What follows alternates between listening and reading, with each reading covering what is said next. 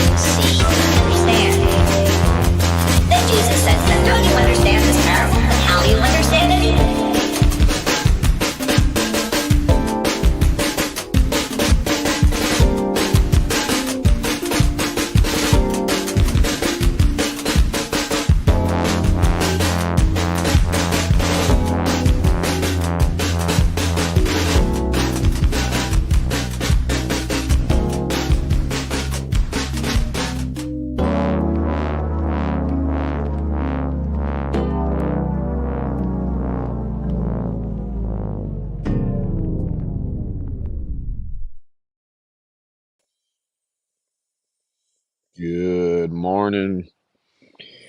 It's 11:15 on the East Coast of these United States of America. Coming to you live from my frozen front yard because my dog was about to go nuts because I took him out early this morning and then I took my wife to work. Both of our phones were not working this morning, so I don't even know if you guys can hear me, to be honest. Um, what else? What else? Um, oh, and then I got back home from taking my wife to work, and I started getting to work on the beat. What our project is today. We are trying to create a West Coast banger for our boy Freddie D of the Freddie and Paul show. Thanks for the feedback in the hive mind. And as I say that, my dog sees a squirrel, or nope, excuse me, it was a raven. Not a raven, a crow. Just a mere crow, not a raven, folks, just a mere crow. But anyway, we're making a beat for Freddie D today. So it's got to be that West Coast banger. You know, it needs to have elements of Dr. Dre. It needs to have elements of um, DJ Mustard. You know, we need that E40. Maybe a little NWA flavor. So we're gonna be having some fun. Apparently, and I didn't know this. Freddie D from the SAC. You got it, Talayo Lee. The Freddie and Paul show. It's about time they had a West Coast banger. So that's the goal for today.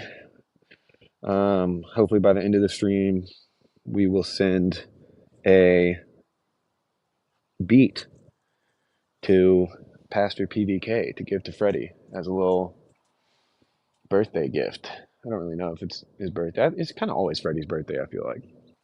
When you're Freddie D from the SAC, every day is your birthday, G.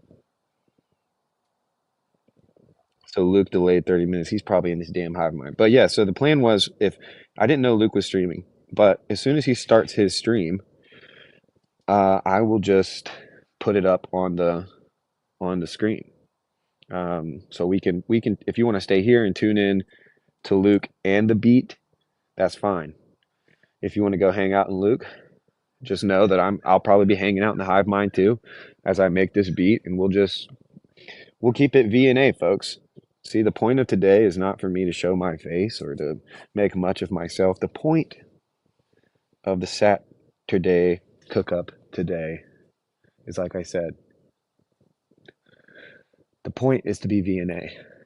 The task, create Freddie D a beat. The vibes, immaculate. Maybe at some point, either today or tomorrow, I want to rewatch CC Moole's drop.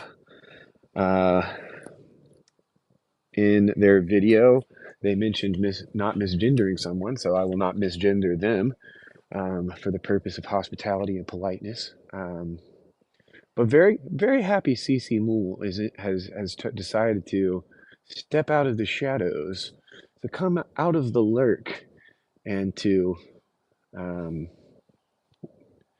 pull off what I think was probably the best entrance into the corner that we have seen since Waves of Obsession. And you've been if you've been following along to the various seasons of TLC like Tayo and I have, then you'll know that the entrance of Waves of Obsession did indeed start Waves of Obsession. And I think CC Mools is at least as good at it as it, maybe even better. And so hopefully today or tomorrow we'll get to rewatch that. And I'm not just saying that because they, sampled me and they liked me more than Luke and William Branch. Even though I'm not surprised, I'm a very likable guy. I'm not saying that to brag. It just means I'm faker than most of you people. I'm less authentic. I'm better at prophilicity. That's probably what it is. But anyway, me and my dog are about to go back inside. I'm going to grab a cup of coffee, and then we're going to get started with this West Coast banger. Yeah, feel free to join the Hive Mind. I'm going to play some branding, and then I should be able to be in the Heretics Confession booth shortly. And I should have had it ready to go. I should have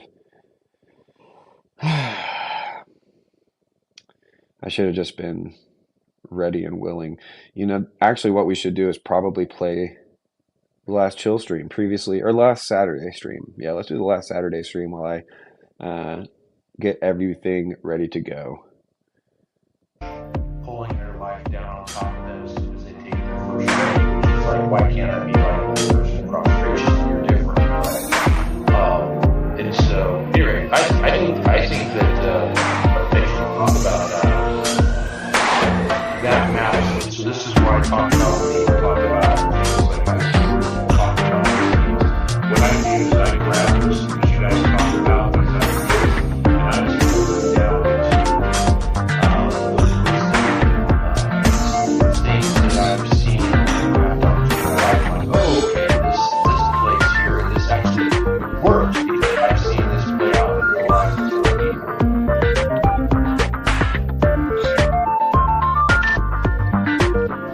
That makes sense to me.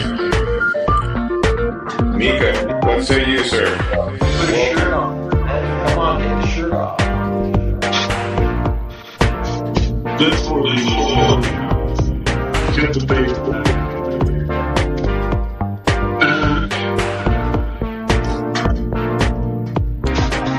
I mean, of course, faith is necessary, but it seems highly sketchy to me to make so much emphasis on faith. It almost sounds like we're going to fall into this Dawkins position soon enough. Why is there so much tension? That's what I'm questioning. It seems highly yeah.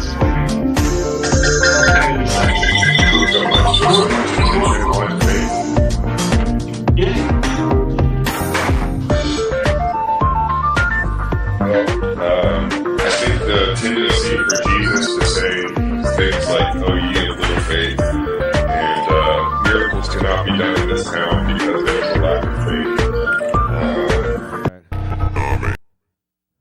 All right, we're back. Got my coffee. Yee. It's a little artist rendition of Theo. I don't know if it's mirroring the screen for you or if it's just for me, but that's always interesting.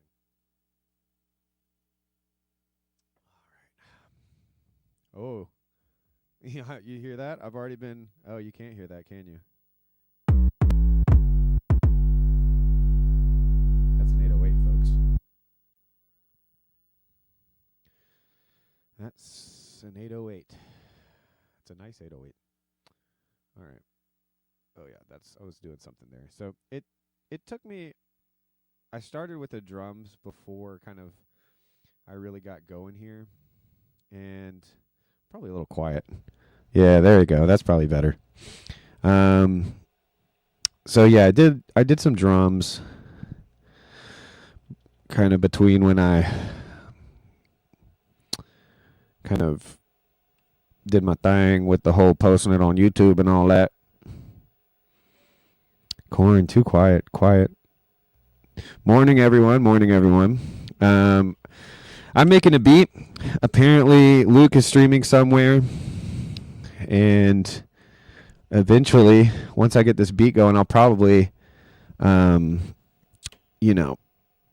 him front and center so that we can tune in while I make this beat. But we're basically making a West Coast banger for Freddie D. And, see what we got so far real quick. Okay, that's not what I wanted to do. Some of this stuff is for the future. I don't want to give it all away yet.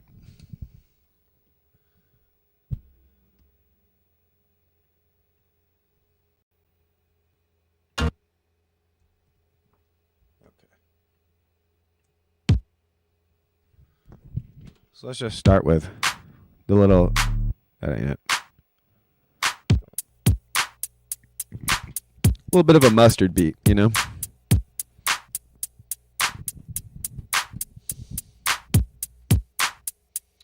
And so now, one of the things that West Coast is known for is what's called an acid base. So that's what we're going to find now. And all this other stuff is just kind of variation. So, let's see, like, well, that's the wrong one. But see, something like this we could do with it. But that's more East Coast to my ear. I don't know. Maybe it has some potential.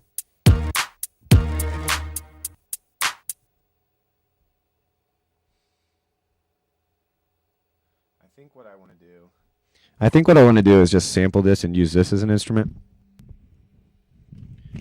But somebody be checking on Luke, and if the Luke live stream goes live, let me know in the comments, and we can watch it together.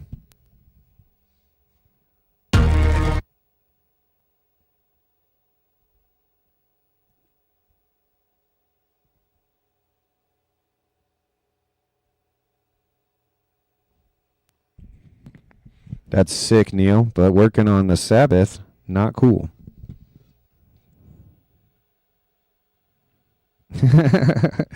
All right. Cool your jets here, man. Cool your jets. Just kidding. No, well, that's the plan, brother. That's the plan. Let's name this. Neil says, oh wait, I'm not even typing in the right screen because for some reason that stuff all does something else.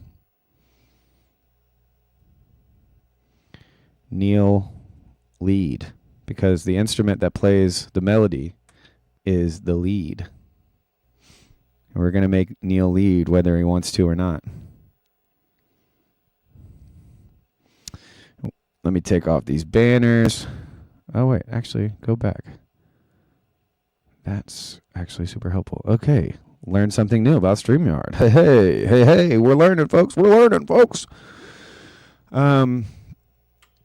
I just realized I didn't put like my Ko-Fi link or anything, and dims the brakes. Maybe I will later by the end or something. We'll see. Not worried about it. It's not what today is all about. Today is all about making a banger for Freddie D, and then hopefully catching Luke's live stream. And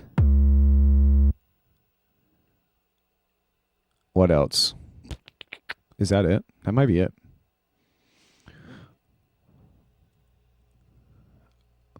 Did want to have maybe some conversation later, Love for Neil to hop on. Me and Neil haven't talked like 101. I mean, we've texted and stuff like that, but we haven't picked up the phone one-on-one in probably too long. But the way I'm learning to treat relationships, especially with people I kind of see in the same watering holes on the internet, is, I have to. Jonathan Demir actually told me a quote the other day, because he called me and I answered. Actually, he texted me first, and then I had some free time. I was in Las Vegas and I was walking the Strip. Went on a walk to kind of stretch my back out after the airplane ride, and went on a longer walk than I thought I would. Basically, because I got talking to Dumir, got a little. I wouldn't call it lost. See, the thing is, I really wouldn't call it lost. I just wouldn't call it lost. I'm not sure what I would call it. Tired. Hey man, smelt it, dealt it, bro.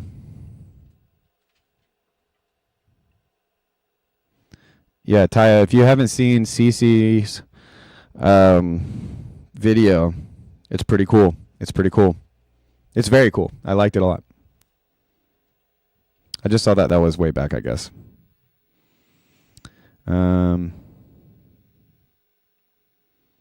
Is Freddie supposed to provide the lyrics? No, Phoebus, if in the Freddie and Paul show, Freddie freestyles at the end. He plays those beats off of his phone. So if I give it to Paul, he can give it to Freddie. Freddie can freestyle to this beat in a Freddie and Paul show. But what's more is it's more of an act of love. The beat is his to do with what he will. He doesn't have to freestyle over it. It's a gift to Freddie.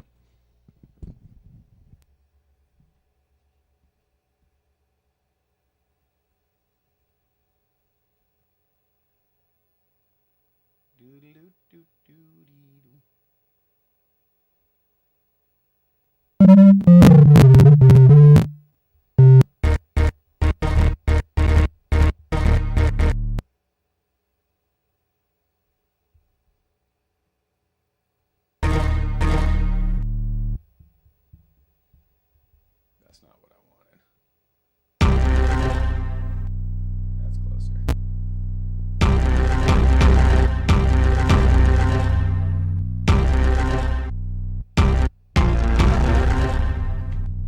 Oh, Phoebus. Sorry, I didn't realize. Yeah, you're free to rap over it too, Phoebus. I mean, as long as Freddie says it's okay.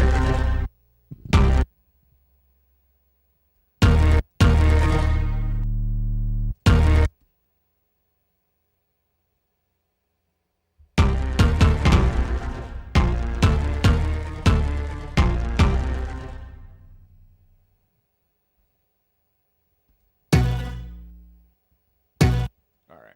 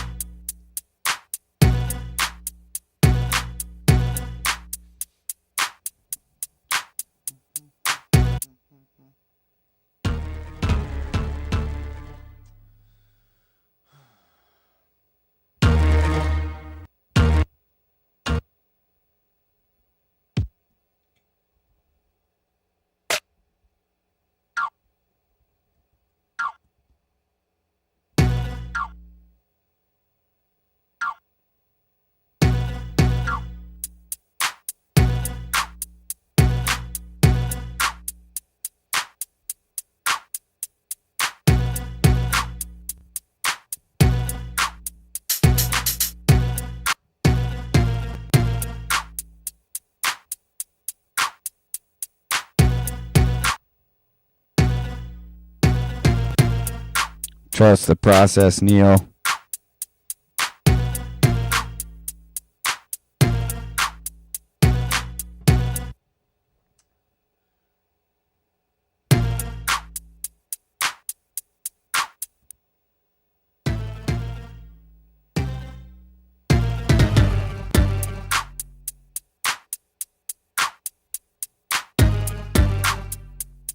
See, that sounds a little too much like In the Club.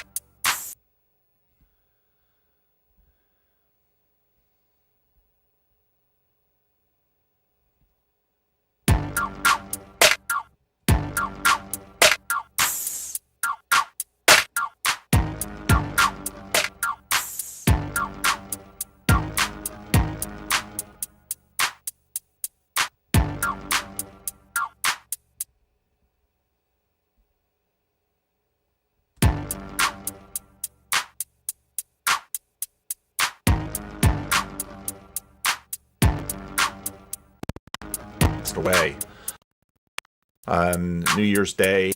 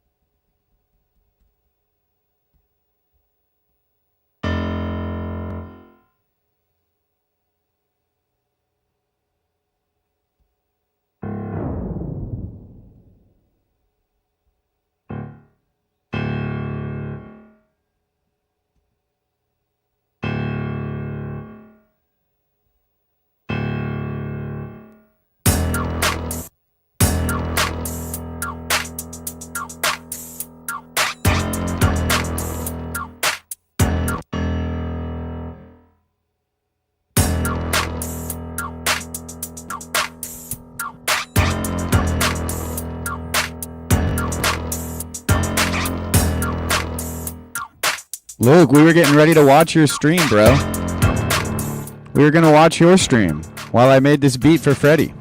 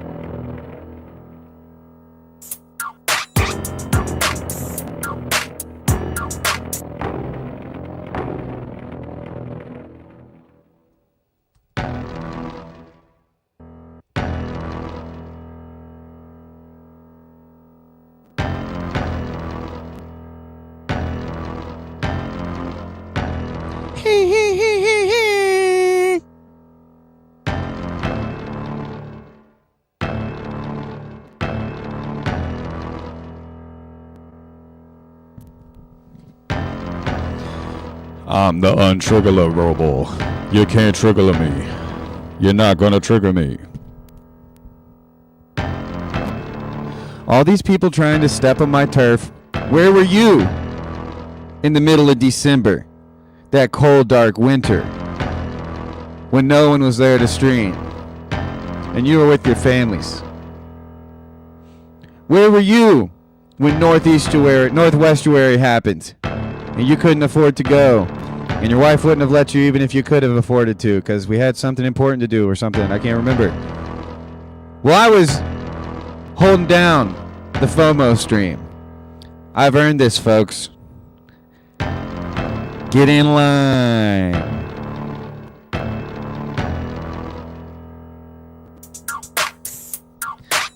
And when I say get in line, I mean just dance a little bit. Like a line dance.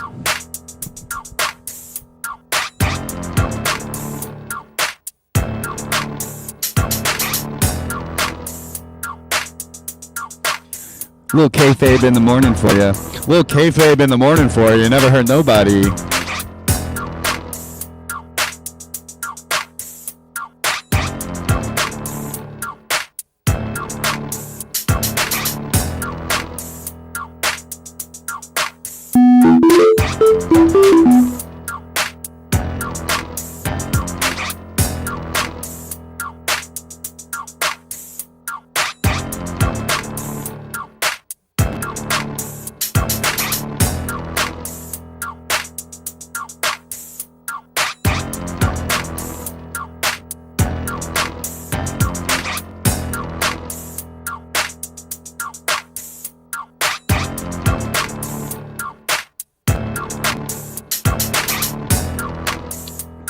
I was probably letting bygones be bygones. R. Henry III. Hey, this is a beat for Freddie, R. Henry.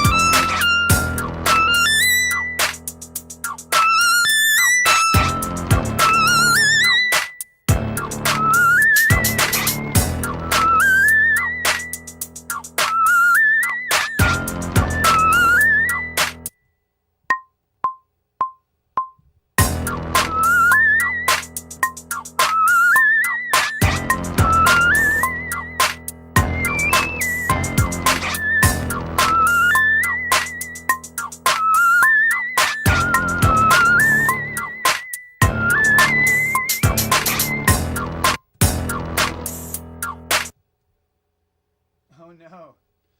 I didn't record that whole solo. That's unfortunate. Oh wait. Yes, I did. Yes, I did. Yes, I did.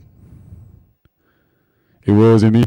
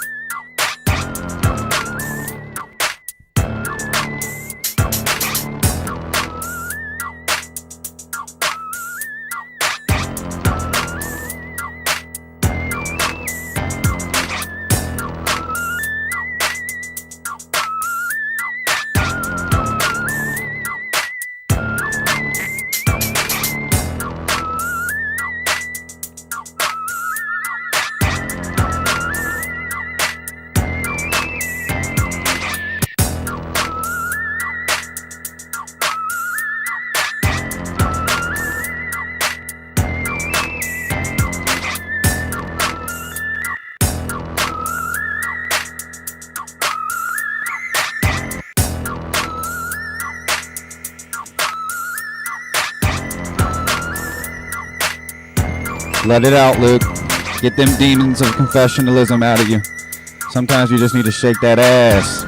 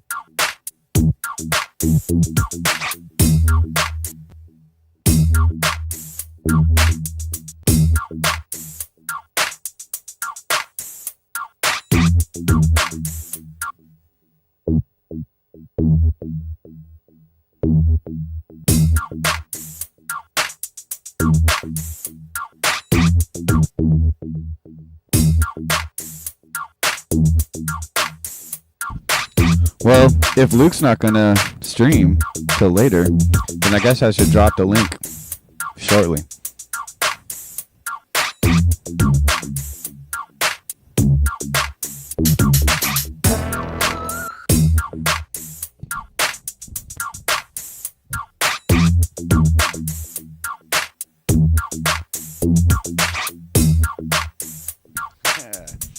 Well, I'll do my best to keep the music looping then, just so we can keep dancing.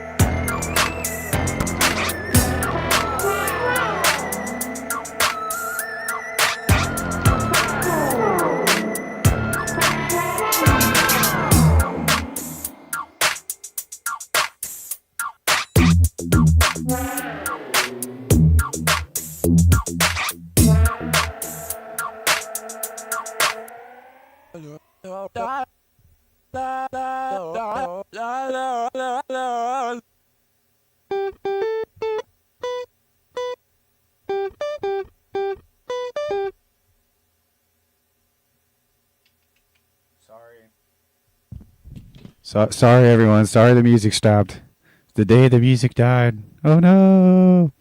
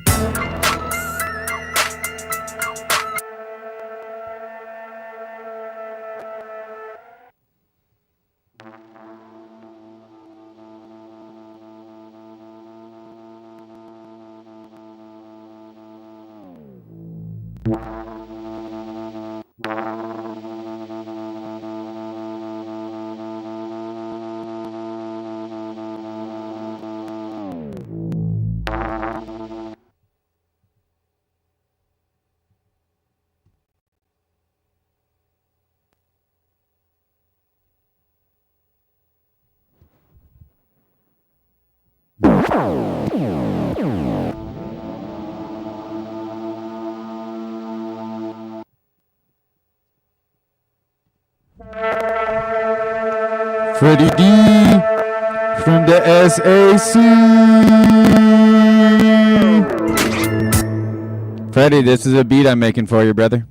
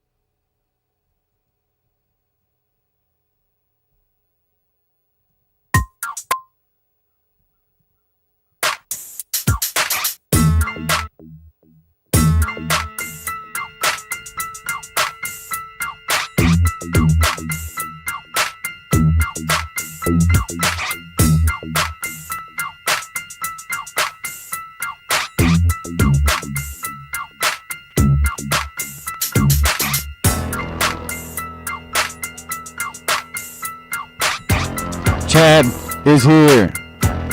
We're making a West Coast banger for our man Freddie D in the place to be from the SAC.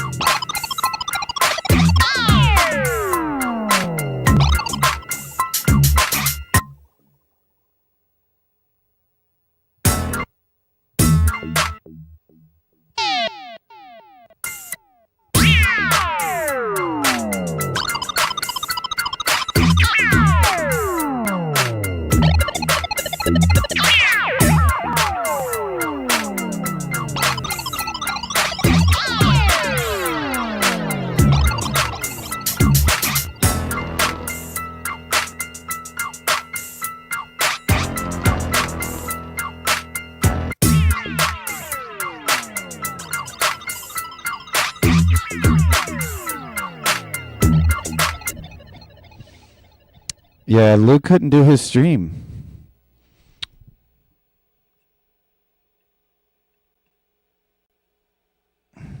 Dang, so not even Neil's going to do his stream.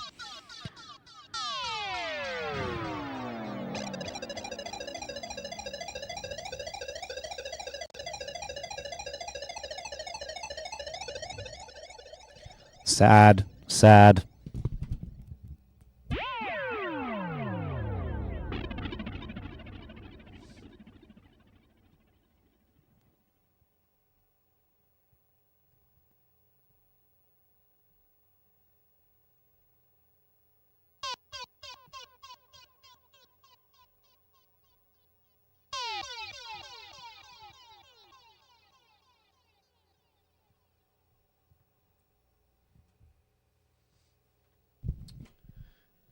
I'm probably going to need to take a quick potty break soon. All dat baby. You like that sound? You like that? Do you like that? Do you like that, folks? Do you like me? Do you really like me?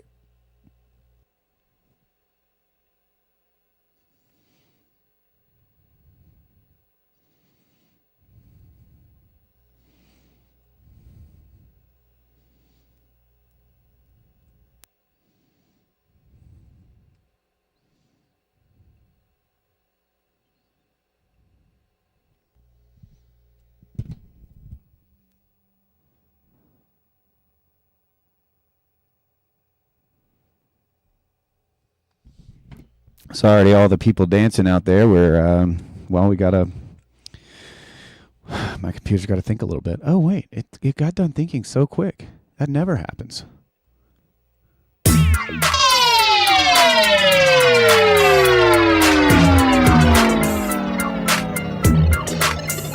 Yeah, maybe I'll just stream all day.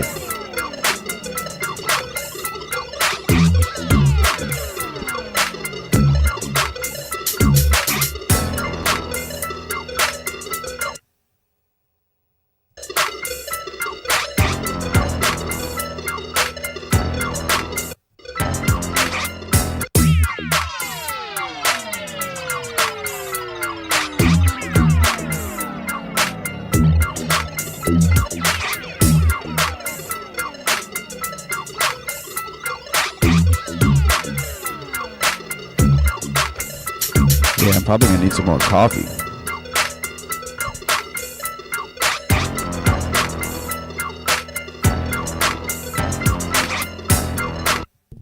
See, I like that little thing, but the problem is it's going to take away from Freddie rapping. So we got to just mute that. But we can keep it at certain times.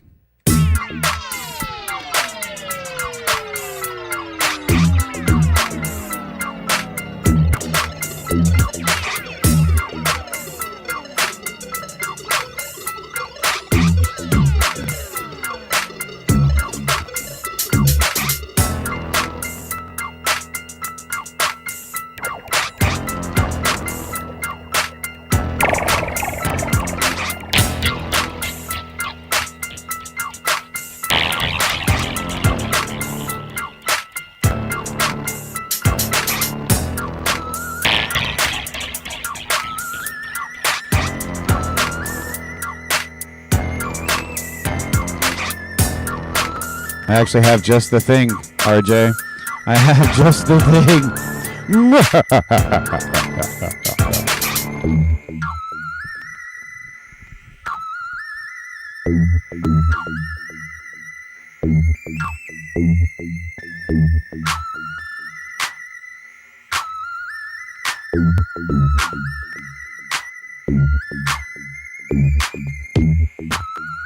Chapter 1: The Hidden Life of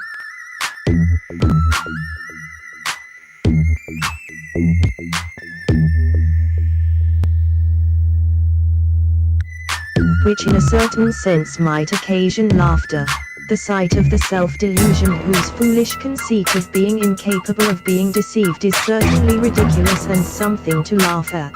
Were not the ridiculous here an even stronger expression for horror, because it indicates that the one self-deceived is not even worthy of tears. To defraud oneself of love is the most terrible deception of all. It is an eternal loss for which there is no compensation either here or in eternity. For if otherwise, however else it may differ, the question is about being deceived about love, then the victim still retains his hold on love, and the deception consists merely in there being no love where it was supposed to be. Chapter 1: The Hidden Life of Love and its recognition by its fruits. For every tree is known by its own fruits. For of thorns men do not gather figs, nor of a bramble bush gather grapes. Luke 6:44. If it were true, as a conceited cleverness believes, proud of not being imposed upon, that one should believe nothing that one does not see with the sensual eye, then must one first and foremost cease to believe in love. And if one did this and did it for fear of being deceived, would one then not be deceived? One may be deceived in many ways. One may be deceived by believing the false, but one may. Chapter 1: The hidden life of love and its recognition by its fruits. For every tree is known by its own fruits. For of thorns men do not gather figs, nor of a bramble bush gather grapes. Luke 6:44. If it were true, as a conceited cleverness believes, proud of not being imposed upon, that one should believe nothing that one does not see with the sensual eye, then must one first and foremost cease to believe in love. And if one did this and did it for fear of being deceived, would one then not be deceived? One may be deceived in many ways. One may be deceived by believing the false, but one may also be deceived by not believing the true. One may be deceived by appearances, but one may also be deceived by the appearance of shrewdness, by the flattering conceit which is absolutely certain it cannot be deceived. And which deception is the more dangerous? Whose recovery is the more doubtful? That of one who does not see, or his who sees and yet does not see? Which is more difficult to awaken one who is sleeping, or to awaken one who, awaking, dreams that he is awake? Which sight is more distressing? One which immediately and unequivocally moves one to tears, the sight of the unhappy deception of love, or that which in a certain sense might occasion laughter, the sight of the self-delusion whose foolish conceit of being incapable of being deceived is certainly ridiculous and something to laugh at. Were not the ridiculous here an even stronger expression for horror, because it indicates that one self-deceived is not even worthy of tears. To defraud oneself of love is the most terrible deception of all. It is an eternal loss for which there is no compensation either here or in eternity. For if otherwise, however else it may differ, the question is about being deceived about love, then the victim still retains his hold on love, and the deception consists merely in there being no love where it was supposed to be. But the self-deceived has excluded and does exclude himself from love. Much has also been said about being deceived by life or in life, but one who self-deceived defrauded himself of living, has suffered an irreparable loss. Eternity may yet richly compensate a man who all his life had been deceived by life, but the self-deceived has prevented himself from gaining the eternal. Oh, what has one whose love made him a victim of human deception really lost if in eternity it appears that love abides while the deception has ceased? But the one who by shrewdness defrauded himself by cleverly falling into the snare of cleverness, even if throughout his whole life he conceited, the one who by shrewdness defrauded himself by cleverly falling into the snare of cleverness, even if throughout his whole life he conceitedly deemed himself lucky, one who by shrewdness defrauded himself by cleverly falling into the snare of cleverness, even if throughout his whole life he conceitedly deemed himself lucky, what has he not lost if in eternity it appears that he defrauded himself? For a man may perhaps succeed in getting along in the temporal existence without love. He may succeed perhaps in getting through time without the temporal existence without love. He may succeed perhaps in getting through time without discovering the self-deception. He may perhaps succeed, how terrible, in continuing in his self-conceit, glorying in it, but in eternity he cannot do without love, and he cannot fail to discover that he has forfeited everything.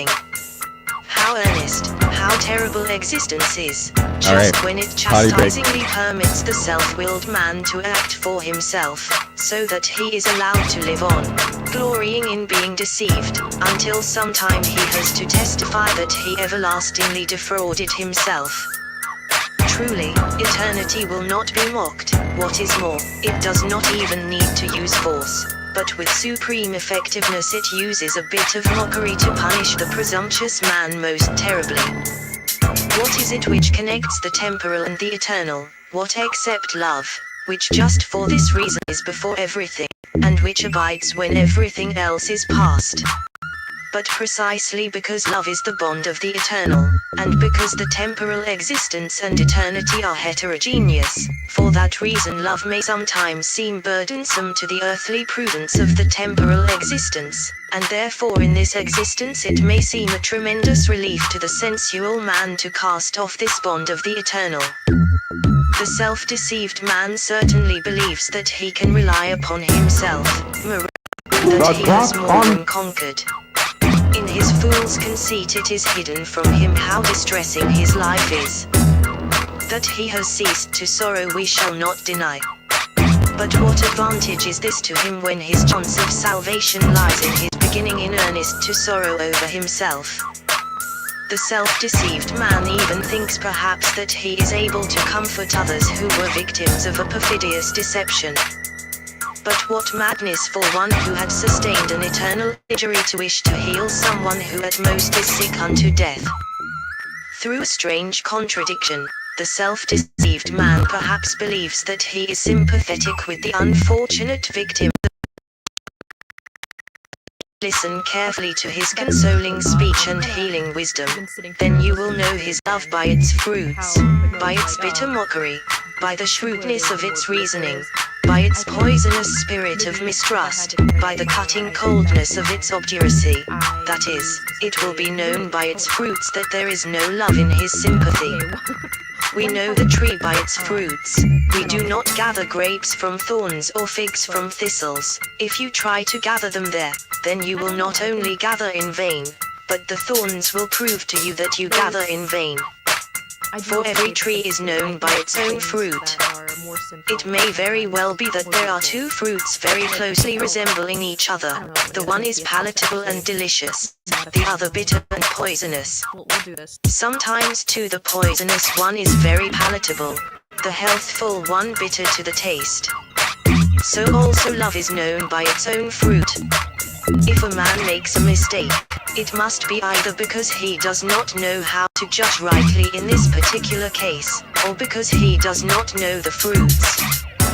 Thus a man may make a mistake and call that love which is really self-love, when he is absolutely certain that he cannot live without the beloved, but he will listen to nothing about its being the task and requirement of love that a man should deny himself and renounce the selfishness of love. Or he may make a mistake and call a weak complacency by the name of love, or a demoralized whining, or harmful connections, or natural vanity, or selfish associations, or the bribery of flattery, or momentary impressions, or relationships of the temporal existence, by the name of love.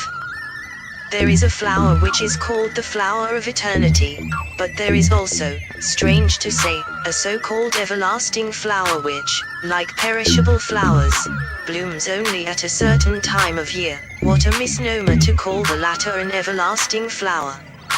And yet at the time of blossoming it does not look so deceptive. But every tree is known by its own fruit, and love too is known by its fruit, and the love about which Christianity speaks is known by its own fruit because it has the truth of the eternal in it. All other love, whether, humanly speaking, it withers early and is changed, or cherished it endures throughout the temporal existence, is nevertheless perishable, it merely blooms. In this lies precisely its fragility and its sadness, whether it blossoms for an hour or for 70 years, it merely blossoms. But Christian love is eternal. Therefore no man who understands himself would think of saying of Christian love that it blossoms. No poet who understands himself would think of celebrating Christian love in song. For that which the poet sings must contain the sadness which is his own life's mystery, it must bloom and, alas, it must perish. But the Christian love abides, and just for that reason it is, for what blooms perishes, and what perishes blooms. But what is cannot be sung, it must be believed and it must be lived. However, when one says that love is known by its fruits, then one also says that love itself in a certain sense is in secret, and just because of this secrecy it can only be known by its manifest fruits. This is absolutely true. Every life, including the life of love, is hidden, but is revealed in another way. The life of the plant is hidden, the fruit is its manifestation. The life of thought is hidden, its expression in speech is its revelation. The sacred words we read have a twofold meaning, while concealingly they speak only of one. Obviously the statement contained one thought, but secretly it also contained another. So let us then call attention to both thoughts, as we now speak about the hidden life of love and its recognition by its fruits. Whence comes love? Where is its source and its wellspring? Where is the secret place from which it issues? Truly, that place is hidden, or it is in error. There, in place in the heart at man, sues thin place st. You cannot see this place, however far you penetrate, the source withdraws in distance and secrecy. Even when you push farthest in, the source is always on beyond, like the source of the fountain which just when you are nearest is farther away. From this place love issues forth in manifold ways, but by none of these ways can you penetrate its hidden source. As God dwells in a light from which every ray of light which illumines the world issues, yet by none of these ways can a man enter in order to see God, for the way of light changes to darkness if one faces toward the light, so love dwells in secret, or is hidden in the heart.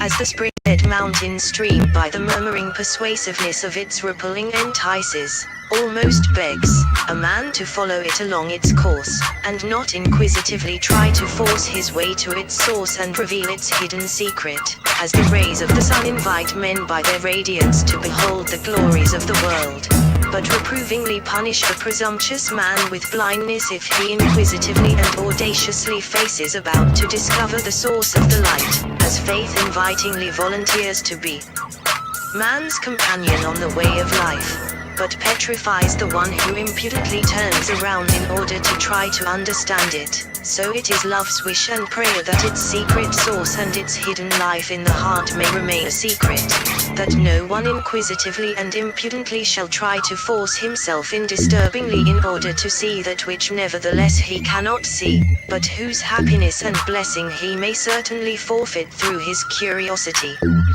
It always causes the most painful suffering when the surgeon in operating is obliged to cut into the more vital and therefore the more secret parts of the body, so there is also the most painful suffering, and also the most demoralizing, when someone, instead of rejoicing in the manifestations of love, wishes to gratify himself by scrutinizing the love itself, that is, by disturbing it.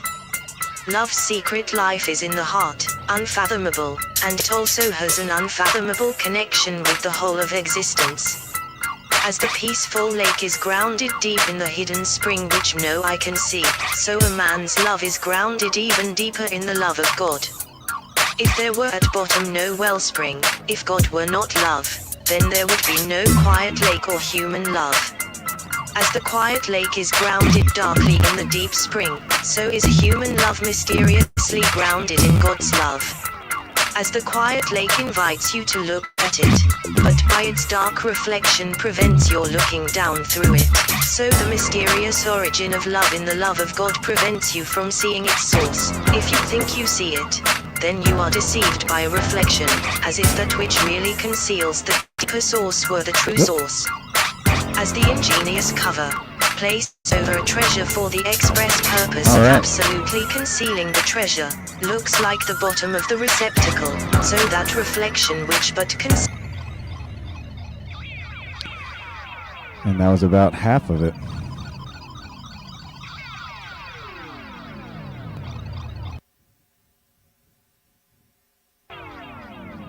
conceals.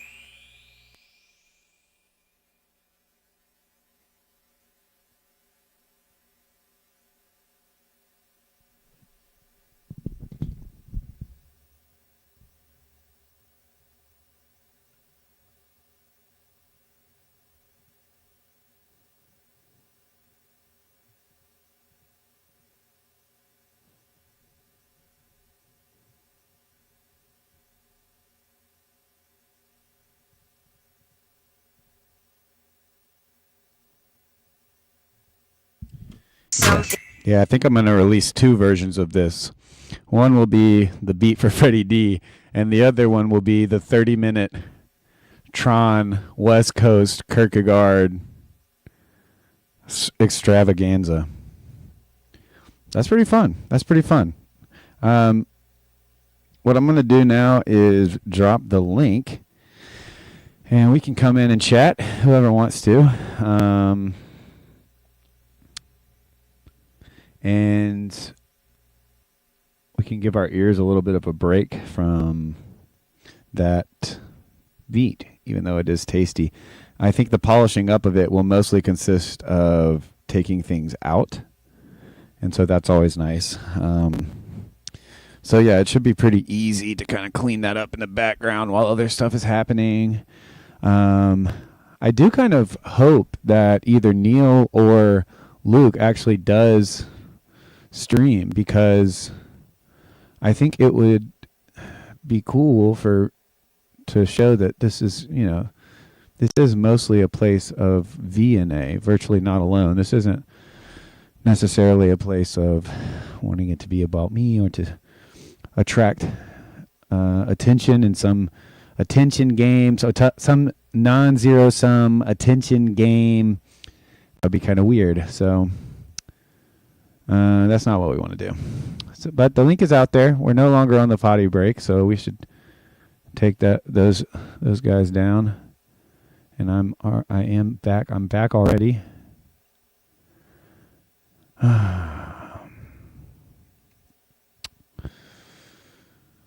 But yeah, as my viewership drops, well, such is life. Let's see what we got here. Yeah, and Luke rescheduled his. Cal said he was going to come on and then didn't. And so, yeah, there's a lot going on apparently.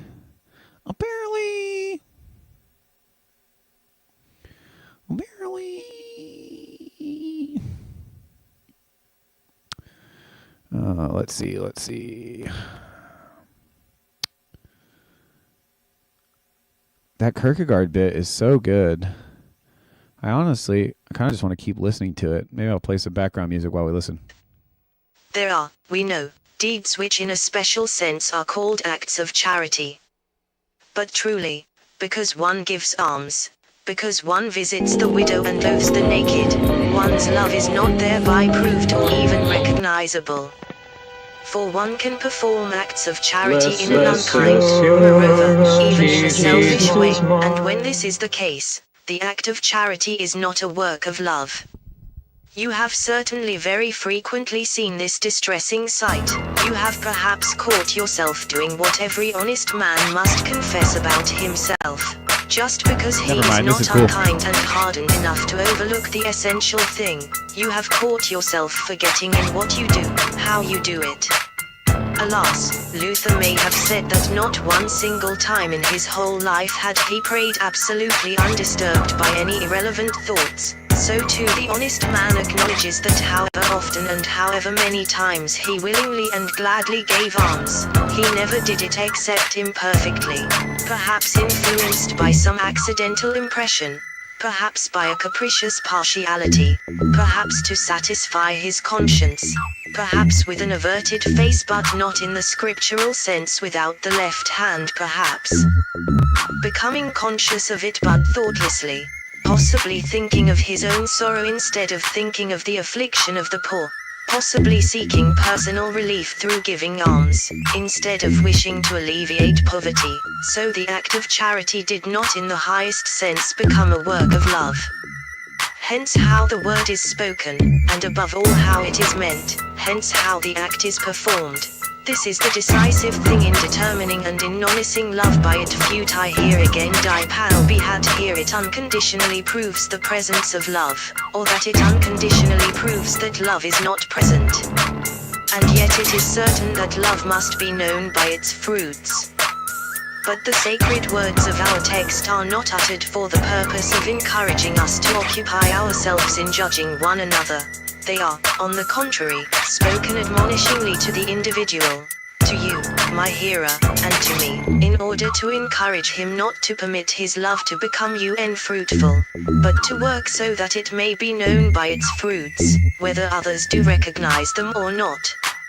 For he certainly must not labor for the sake of having his love known by its fruits, but labor so that it may be known by its fruits. In this labor he must guard himself so that the recognition of the love does not become more important to him than the one thing needful, that it bear fruit, and hence may be known by its fruit. Glad to hear it, Freddie. One thing is true, whatever clever advice one may give a man, whatever precautions one can recommend to prevent being deceived by others, that the gospel demands something different and something far more important of the individual, that he bear in mind that a tree is known by its fruits, and that it is he or his love which the gospel compares with a tree. The gospel does not say, as with the speech of the clever, some of you will know the tree by its fruits. But it says, the tree shall be known by its fruits. The explanation is that you who read these words of the gospel, you are the tree. What the prophet Nathan added to the parable, thou art the man, the gospel did not need to add, since it is already evident in the form of the expression, and in the fact that it is the word of an evangelist. For the divine authority of the gospel does not speak to one man about another man, not to you, my hearer, about me, or to me about you. No, when the gospel speaks, it speaks to the individual, it does not speak about us men, you and me, but it speaks to us men, you and me, and it speaks about the love that is known by its fruits. If therefore some eccentric and fanatical, This is the beat for you, or Freddie. hypocritical When I'm done person polishing were it to up, teach I'm going to that send love it was to such Pastor a Paul, secret emotion that it and was he'll too give it to you. select to bear fruit, And you can use it to or so freestyle with if secret you that want. its fruit neither You can really proved use it for anything however nor you against want to it. use it. Moreover, that not even the poisonous fruit proved anything, then we should remember the gospel words, the tree is known by its fruits. Not for the sake of criticizing but to defend ourselves against such assertions, we shall call attention to the fact that that which always happens with respect to every apostolic utterance, happens here, that he who acts in accordance with this word is like a man who built his house upon a rock. When the storms come and devastate the select fragility of that sensitive love, when the winds blow and beat upon the web of hypocrisy, then will the true love be known by its fruits.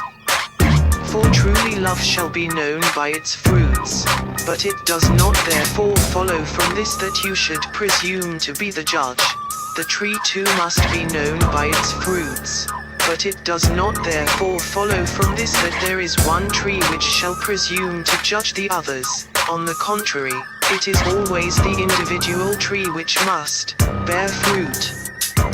But a man should fear neither the one who can kill the body, nor the hypocrite.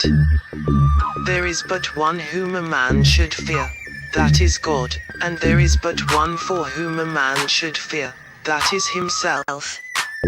Truly one who in fear and trembling before God feared for himself, has never been deceived by hypocrisy. But he who busied himself in tracking down hypocrites, whether he succeeded or not, must vigilantly watch to see that this too is not hypocrisy, for such discoveries are still hardly the fruits of love. On the other hand, Alright, you guys want me to keep working on the beat? I put the link in the chat for us to chat. But you want me to keep working on the beat? That's or sweet. else he will make him ashamed, but the lover will perhaps not even be conscious of this. The most mediocre defense against hypocrisy is shrewdness, moreover it is scarcely a defense, rather a dangerous proximity. The best defense against hypocrisy is love, and it is not merely a defense but a yawning chasm. Through all eternity it has nothing to do with hypocrisy. And this is also a fruit by which love is known, in that it assures the lover against falling into the snare of hypocrisy. But even if it is true that love is known by its fruits, let us not in our love for one another impatiently, suspiciously, condemningly, perpetually ask to see the fruits. The first point we developed in this discourse was that we must believe in love, otherwise we simply do not know that it exists. But now the discourse returns to that first point and says repeatedly, believe in love. This is the first and the last thing there is to say about love, if one wishes to know. But the first time it was said to oppose the impudent common sense which wished to deny the existence of love. Now, on the contrary, after having explained its recognition by its fruits, it is said to oppose the sickly, timid, fastidious narrow-mindedness which in petty and wretched mistrust wishes to see the fruits. Do not forget that it would be a beautiful, a noble, a sacred fruit by which the love in your heart became recognizable, if in your relations to another man, whose love perhaps bore poorer fruit, you were loving enough to see his love as more beautiful than it was. If suspicion can actually see something less than it is, then love can also see something greater than it is. Do not forget that even when you are rejoicing in the fruits of love, when you know by them that love dwells in the other man, do not forget that it is even more blessed to believe in love. Just this constitutes a new expression for the depth of love, that when one has learned to know it in this, to bettering in love for the it ground by the fruits yeah, we which gotta make guess, it we gotta manifest, guess. but the life itself. CC, can I get a voice check, please? Yes, can you hear me? Yes, I can. What's up, dude? All right. Well, since you don't have your avatar up or anything, I'll just leave you invisible. But you are on stage, so people can hear you. What's good, dog? Not much. How are you? Well, I am pretty happy. This beat came out pretty fun, and I was really enjoying listening once again to the first chapter of Kierkegaard's Works of Love over top of it. It was a fun little so these are a few of my favorite things moment, and so that was fun. And then I just saw that you popped in, and now I'm super stoked because I was really impressed, and I really liked your kind of introduction into the corner. Well, thank you very much. I definitely took inspiration from Grim Grizz and all his branding and everything. So I figured I should make a splash if I could. Very, very cool. Well, did you come with anything to say, or are you just trying to hang out? I don't know. I have an idea if you want to chew on it or not. Yeah, let's do it. Shoot. Okay. So I just got back from the coffee shop and I was playing cards with my friend and we got talking. And so this is like the 5-year anniversary of like when I started to journal, right? So throughout that 5 years, I have like certain phrases and words that I use in my own like writing that mean a lot to me and that are kind of defined in my own head. But when I try and define them out loud, like to actual people, it doesn't quite make sense because it's kind of like a conversation with myself. So it's trying to describe a very specific internal experience through words that mean something to you, I guess. So, yeah. Do you have an example of one of those? So I guess maybe, like I call it like the sharp thing behind my right eye. And it's basically just the experience that I feel that I have to ask questions. I have to go see things. That's just part of me as a person, right? I just have to go see, and I have to try and get to the bottom of it. So I think that's really integral to me as a person. But yeah, I wonder if other people have like a very specific internal experience that they can only describe through words that are not defined as of yet. Yeah. I mean, and as far as an explanation for that feeling, well, I thought I immediately felt a sympathetic pain behind my right eye as you were saying that, or maybe I felt my attention kind of draw towards that experiential point, I guess, in my consciousness. And I'm sure that I do. I mean, so often I think that when I'm experiencing something that I wish to communicate, it's almost always either an emotion or a concept. And but But is Yeah, that something you experience or something that you are? Is that something I experience or something that I am? Probably something that I experience. That'd be my gut reaction. But I'm not. I haven't. I'd probably have to think about it a little bit more. There probably is a sense in which what we are is our experience, at least insofar as I could communicate what I am. I would have either had to have experienced it in order to kind of truthfully relay it to you, or the relaying of it would be its own experience. And so, yeah.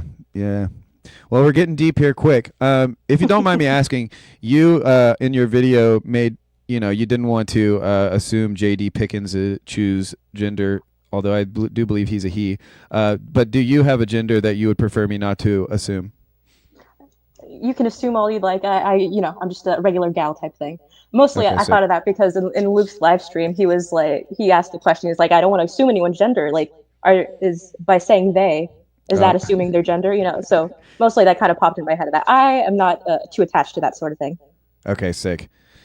You never can be too sure though, and because it's you've commented mostly.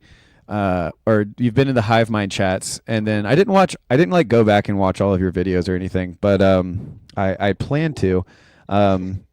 But yeah, so but then also last night I was at a local friend's, like she's a comedian, and she's kind of trying to be a comedian, I'll say. But she got this show at this like very progressive like basically event space, like above a queer owned tattoo parlor. Like I'm in Asheville, North Carolina, so I don't want to interrupt you at all, but can you hear my coffee maker? And if you can, I'm so sorry. Just a little bit. It's not very distracting for me. Okay, thank God. I don't want you to think that I'm like, oh no. On the toilet or something. That would be gross. But yeah, so I was just in that concept, or in that kind of context recently, and my opinion on preferred pronouns is, well, if that's what you prefer, I'd like to, be hospitable, charitable, whatever. But okay, cool. But yeah, so regular gal, that's awesome. So it seemed like from some of your videos, or can't remember if I saw. Yeah. I did watch one of your earlier videos, and it was about starting a new job or a new assignment. So is your profession and location things that you would like to keep private for now? Yes, please. Gotcha. One of the various members of this little TLC corner who does sneaky deaky things with that's such a strange way to say it, but yes. No, it's okay. I keep my professional life and my online life fairly separate too. Just because I think that that's like a wise decision for most people. I don't really want them a part of my, I don't want my HR department a part of my personal life. Absolutely. And I'd kind of like to keep most of my friends away from my HR department. So that's, a twofer. So never the twain shall meet. So how did you find, or how did you originally come to the space? I saw Paul Vanderklay's video, and he used a word in the title that I'd never heard before. I think it was like the Aeneid God or something like that. Or, his entire thing of like God number 1 and God number 2. Right. And he used that word in the title, and I'm like, I've never seen this word before in my life. I'm going to click on this video. There you go. A similar thing happened to me. I was looking up, I was trying to find a specific Peterson Kierkegaard section where Jordan Peterson was talking about Kierkegaard that I had remembered. And so I just typed in Jordan Peterson Kierkegaard, and PVK had a video called "Is Jordan Peterson a Christian in Kierkegaard?"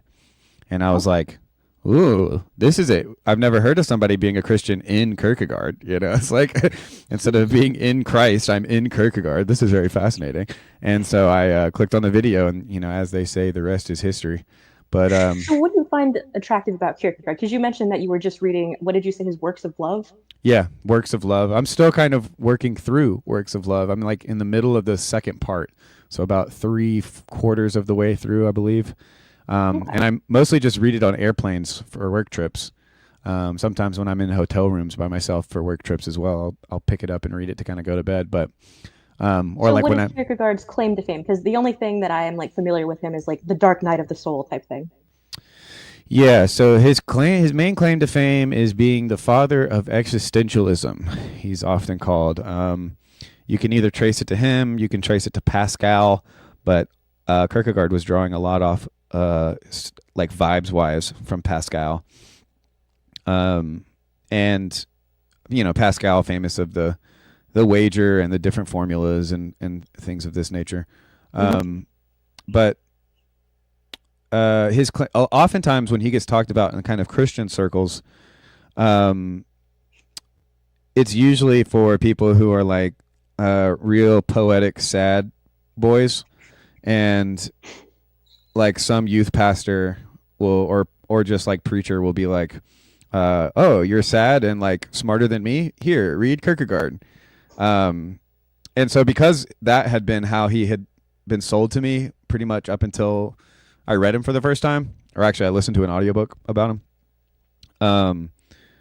I was just kind of like not interested, I guess.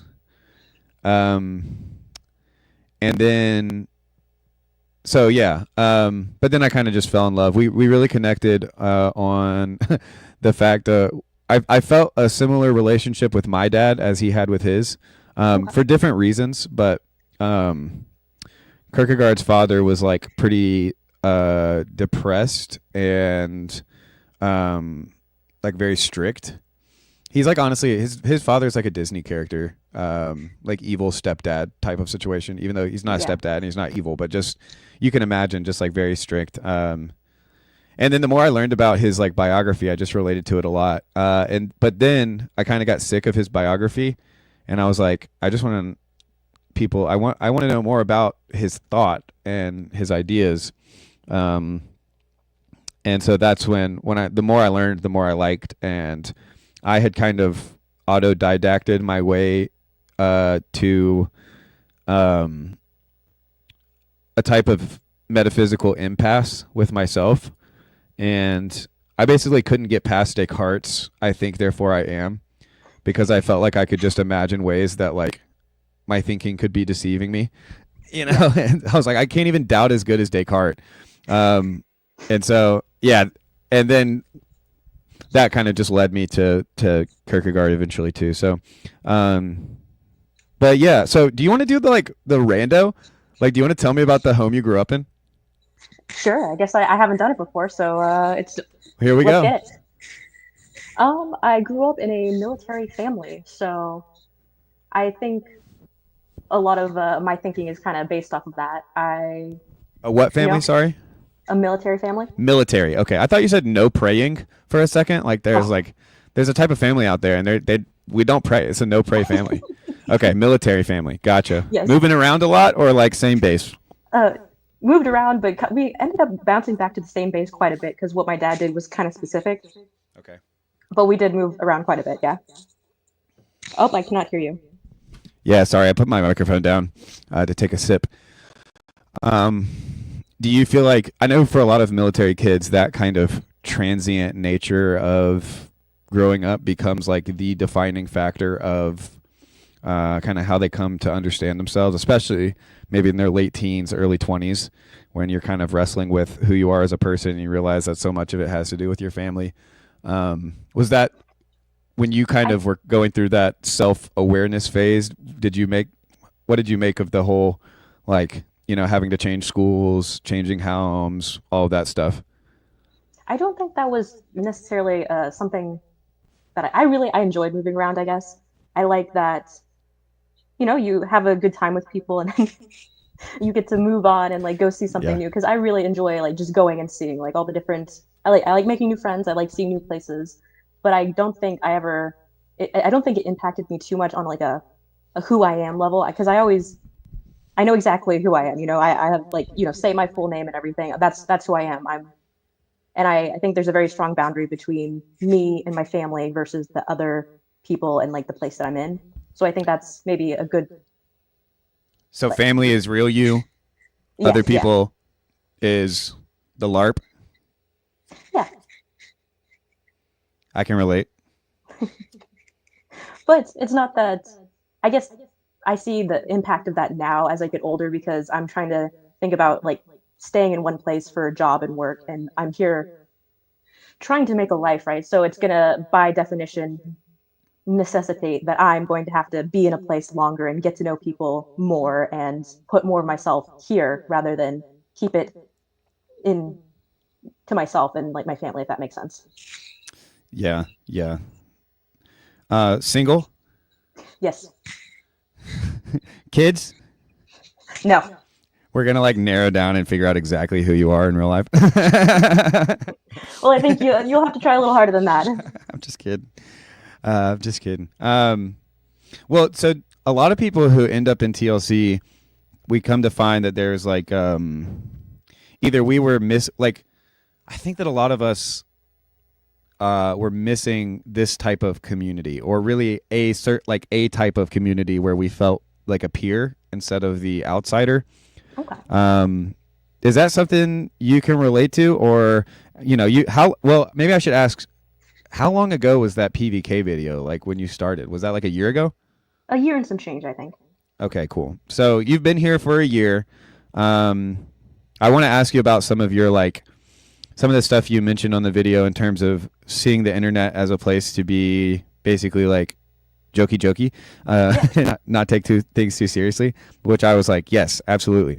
But it is kind of a weird place to be doing that because so many of the folks in TLC are, very sincere, very authentic, all of that stuff. But I guess back to my original question, if you feel comfortable answering, I guess you kind of just mentioned how you are a little bit of a loner and you kind of like it that way. But then in your video you were saying like, yeah, you're going to try to make friends. So what did something happen to kind of like that shift from being a happy introvert to, realizing that you're getting older and you might be staying in the same place and you want to kind of figure this whole social game out? Well, I think the TLC is a reflection of how I feel in my real life. And I guess maybe I adjust how I play around and interact with, haha, funny on the internet to better, I don't know, facilitate me being able to do things in a real serious, like personal sense, right? So I was basically, thank you for being my friend. I really appreciate it that you asked, do you want to be friends on my last video? And yeah, absolutely. And I guess that is a validation of my actual in-person ability to go out and make friends, if that makes sense. So maybe the TLC is like a test run, and I think of ideas and like performances, like, because everything is a performance, right? Like talking to other people, like who you are to other people is a type of performance. And if you can do it well in play, then you can do it better in person. Yeah. Well, the degree to which it's a self-conscious performance, I often kind of wonder myself, and it's kind of what that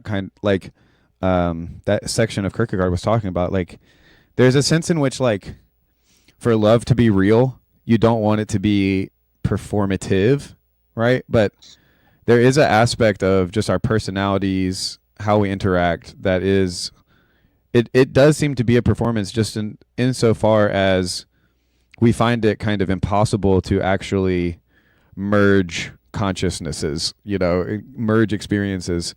But is that true if you both know that it's a performance? Like, you know that the other person is putting on a performance, and you know that you are also putting on a performance? Well, I think that there's a whole lot of fun metagames that can be played, and ironic inversions and stuff like that when you're thinking about things like this. And but the reason I say self-consciously, I think, is because I work in sales, so I kind of have to. I am absolutely aware of the kind of. I think performance is a fine word. It's just so close to that kind of negatively veiled idea of performative. But then I basically, and I'm glad that Grizz commented in the Hive Mind. I don't know what he said, but my sense is that one of the things about LARPing hard is the idea of like a type of ironic, maybe meta twist, but then that there's also a sense in which for a society. Are you familiar with the whole like authenticity, sincerity, profilicity thing? Yes. Okay, yeah. So I feel because of my job and just because of the state of the world right now, and I'm already being a bad rando interviewer because I just want to talk, or interviewer. So forgive me, but that's fine. You know, we'll figure this out. There's no rules. I much It's all prefer for asking fun. questions of other people, so I appreciate any time you talk. Okay, good. Yeah. So yeah, a lot's coming up for me in that idea of like always performing. I wonder if it's, we can get back to what you were thinking, but yeah. So I'm I think the I'm thing that I wary think of that about that. Sorry, go Oh, go ahead. ahead. So I think if an idea is good enough and you can actually like live it out in a performance, and it's a question, like the performance is in itself a question because other people see that character that you make, and you're not actually talking about the real issue, but whenever they see it and they talk to the character, right? You both know that it's a character, but it's like living in a hypothetical, but it's asking a genuine question, if that makes sense. I don't know how to exactly get to that point, but Yeah. So what you're making me think of a situation. So one key part of my story is that my father is on the autism spectrum. He's very high functioning, makes a lot of money, holds down a job, was a great, amazing father. But there was a kind of respect, I guess, that he showed me probably earlier than he should have or needed to, just in the sense that he could tell I was better socially than he was from a really early age. yeah. And that I was intuitively aware of more levels of the stack of everything or approaching everything that's happening in a conversation. I now think that, like, because of Jonathan Dumire mostly, that there are levels both down and up, right? Whenever you're communicating, when like you're, and I'm going to get really kind of mystical and wooey and crazy if you let me, but when you're using words to commune, you've got the logos and you've got communion. When you are communing with the divine logos, that means you're communing with something holy. That means you are participating in the very act of a loving creator God. God in three persons. That's where you can start talking about the Trinity. You can start talking about, all of Christianity in some real aspect. But so that would be going up the stack, but then even going down the stack in terms of like what we're aware of, above what we're aware of and below what we're aware of. The things that would be below are the things like I was just doing with my hand, right? Like the hand motions, and even the inflections in my voice. So all of this is like a dance, right? And it's a dance in terms of how I'm presenting myself. And so this is where what I think the performance comes in. But so much of what I'm communicating is not only is it happening subconsciously for me, like I'm not having to tell my hand to move like this, but then our larynx is basically, my vocal cords are doing a little dance inside my throat. And oftentimes, I don't know, some people think very hard about what they say before they say it. And I'm like Luke, my words are ahead of my brain about 3 seconds. And I'm kind of just like listening along with the rest of you. And I can't believe how good I am at it in some sense. But I'm also, have narcissistic tendencies due to my long history of mental health issues. So yeah, that's all the stuff that kind of comes to me when you said like it's all performative. And so what I'm thinking is like, yeah, but you don't have to know that in order to interact, because to your point, like I can think of a situation where someone who has no clue, like my father, all of that stuff that I'm talking about, and has no kind of even intuition that some of that's going on, let alone can he like put on a character of someone who is hospitable and friendly like I can, and I had practice performing and doing it as being myself as a performance for most of my like childhood and early teens and late teens and really up until I got fired from the church, when I was like, well, screw this, I'm not performing anymore. Like it's like that didn't work at all. And so in some ways it worked too well, but in reality it Taya's giving me shit. The randos ended. So you talk now, CC. Taya's Tayo's keeping me in check. Thank you, Tayo, for that accountability, brother, from across the pond. I would definitely agree that you don't have to have the other person like see all the levels of the stack to have a meaningful conversation with them. But I think to have a very specific conversation that you can't put into words, you both have to be on the same like it's like finding a point via tangent, right? Like the point where neither one of you are talking is the point that you're actually having the conversation. And I guess that requires both people to know that it's a game. Yeah. I sometimes wonder the level of agreement that is required for because when we start thinking of conversation like this, I've got Marcher in my head now too. Are you on Discord? I'm not. I'm not joining anybody's Discord. Okay, fair enough. Well, that's where most of us kind of hang out on the not in front of the whole world. And so that's where you really can kind of get like plugged in and get to know people and make friends and enemies in the backstage and then pretend like everything's fine on the hive mind. If you really want to get involved, that's what you got to do. I'd rather have a knockdown drag out right in public for everyone to see. There we go. I love that. I love that.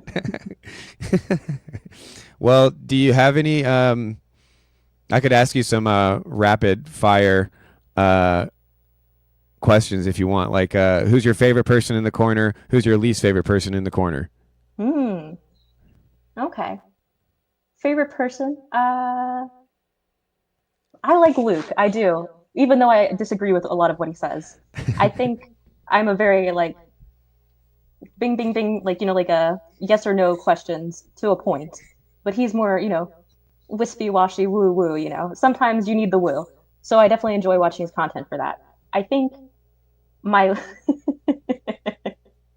my least favorite person's Young. God, no, he's fun. I have a lot of fun with him in the chat. Maybe my least favorite person might be what is his name? Michael Sutari. Michael Sartori getting the least favorite from CC Boo. He's strong though and tough. He can take it.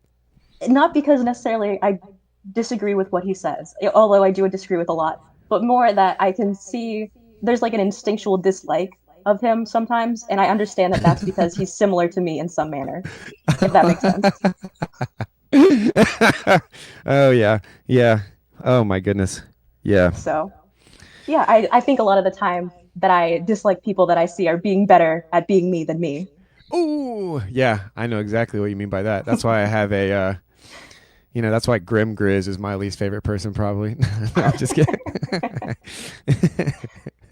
That's unfair for me to ask you your favorite and least favorite, because I'm definitely not going to answer either of those questions. Really? If I was on that game show of answer the question or take a shot, I'm gonna take a shot.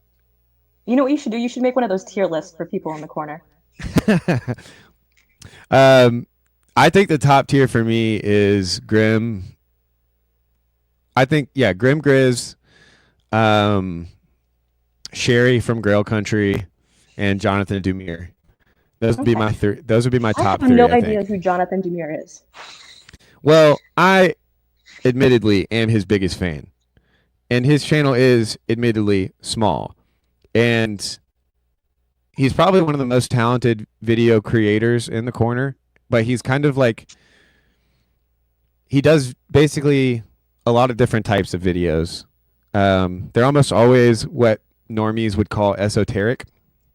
Okay. But my favorite thing that he does are long form interviews that he edits. He does the work to edit in relevant clips that people reference. And sometimes he'll just get a very mystical vibe and see a connection from the east all the way to the west. And somehow can make it work and it makes sense and it helps connect and click things, at least for me. But yeah, he's one of my favorite people, period, not just in the corner. But yeah, I've got my favorites just like Neil does, in terms of the guys who are my friends, the guys who I love watching, the guys that I see as mentors, and so I said guys at all of those, but I did. I mean, men, there's some men and some women, but Guys is a gender neutral term, yeah, guy. Depending on where you're from, I've been. Yeah, I don't know why my brain's been. Well, I do. I told you. I told you everybody earlier. I was at a queer space, and so McWoke had to come out and not say anything. No, actually, I'm. You might not be surprised, but I still find a way to talk to anybody and everybody. Let's see. So where did we leave off? So did you go to college? I did. Do you feel comfortable telling us your major and or the college you went to and or anything I'll tell you about my it? major, but I won't tell you where I went. So I majored in All right, religious keep studies, your not religious secrets. studies, sorry, philosophy, and a minor in religious studies. Major in philosophy, minor in religious studies. Yeah, so I guess you, in theory, could narrow it down to a handful of colleges based on if they offer those two programs. Yeah, but that's a pretty big list. We're not trying No, I didn't. To Grimm's question, video said she majored in lab rats. I am currently a lab rat. Oh. Well, that's fun. It's unfortunate, but only a little longer. So, majored in philosophy and religion, Yep. or minored in religion. What did you? Was it the type of program where you were reading a lot of books, writing a lot of papers? In theory, we should have read a lot of books, yes. But as I will say forever, I'm a very bad student. So mostly, it was just paying attention to what my professor said during the lecture. So I did the yeah. same damn thing. Yep. Well, what was your kind of intellectual formation like? Who were some of the philosophers that caught your eye?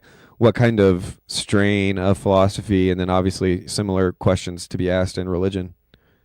Well, I guess maybe my first ever class that I took was an introduction into philosophy, and I really enjoyed that. And I think I enjoyed it because my professor, he focused more on the students talking and the dialogue between him and the students and the students and the other students. And then I took a history of. Oh, go ahead. I'm just gonna stop you. Just know we're doing your college intellectual. Since we can't know anything about your real life, we'll just delve into your intellectual life, and that will be good enough. But I had a similar. I'll bring all the real life stories. So pressure's Sure. off. My intro to philosophy teacher was this guy with a thick European accent. I think he was from same as Arnold Schwarzenegger or whatever, Austrian maybe. And we read Plato's Republic, and he was like, Hell yeah. "We will have to dialogue. What do you think Plato is saying? Socrates says he knows that he knows nothing."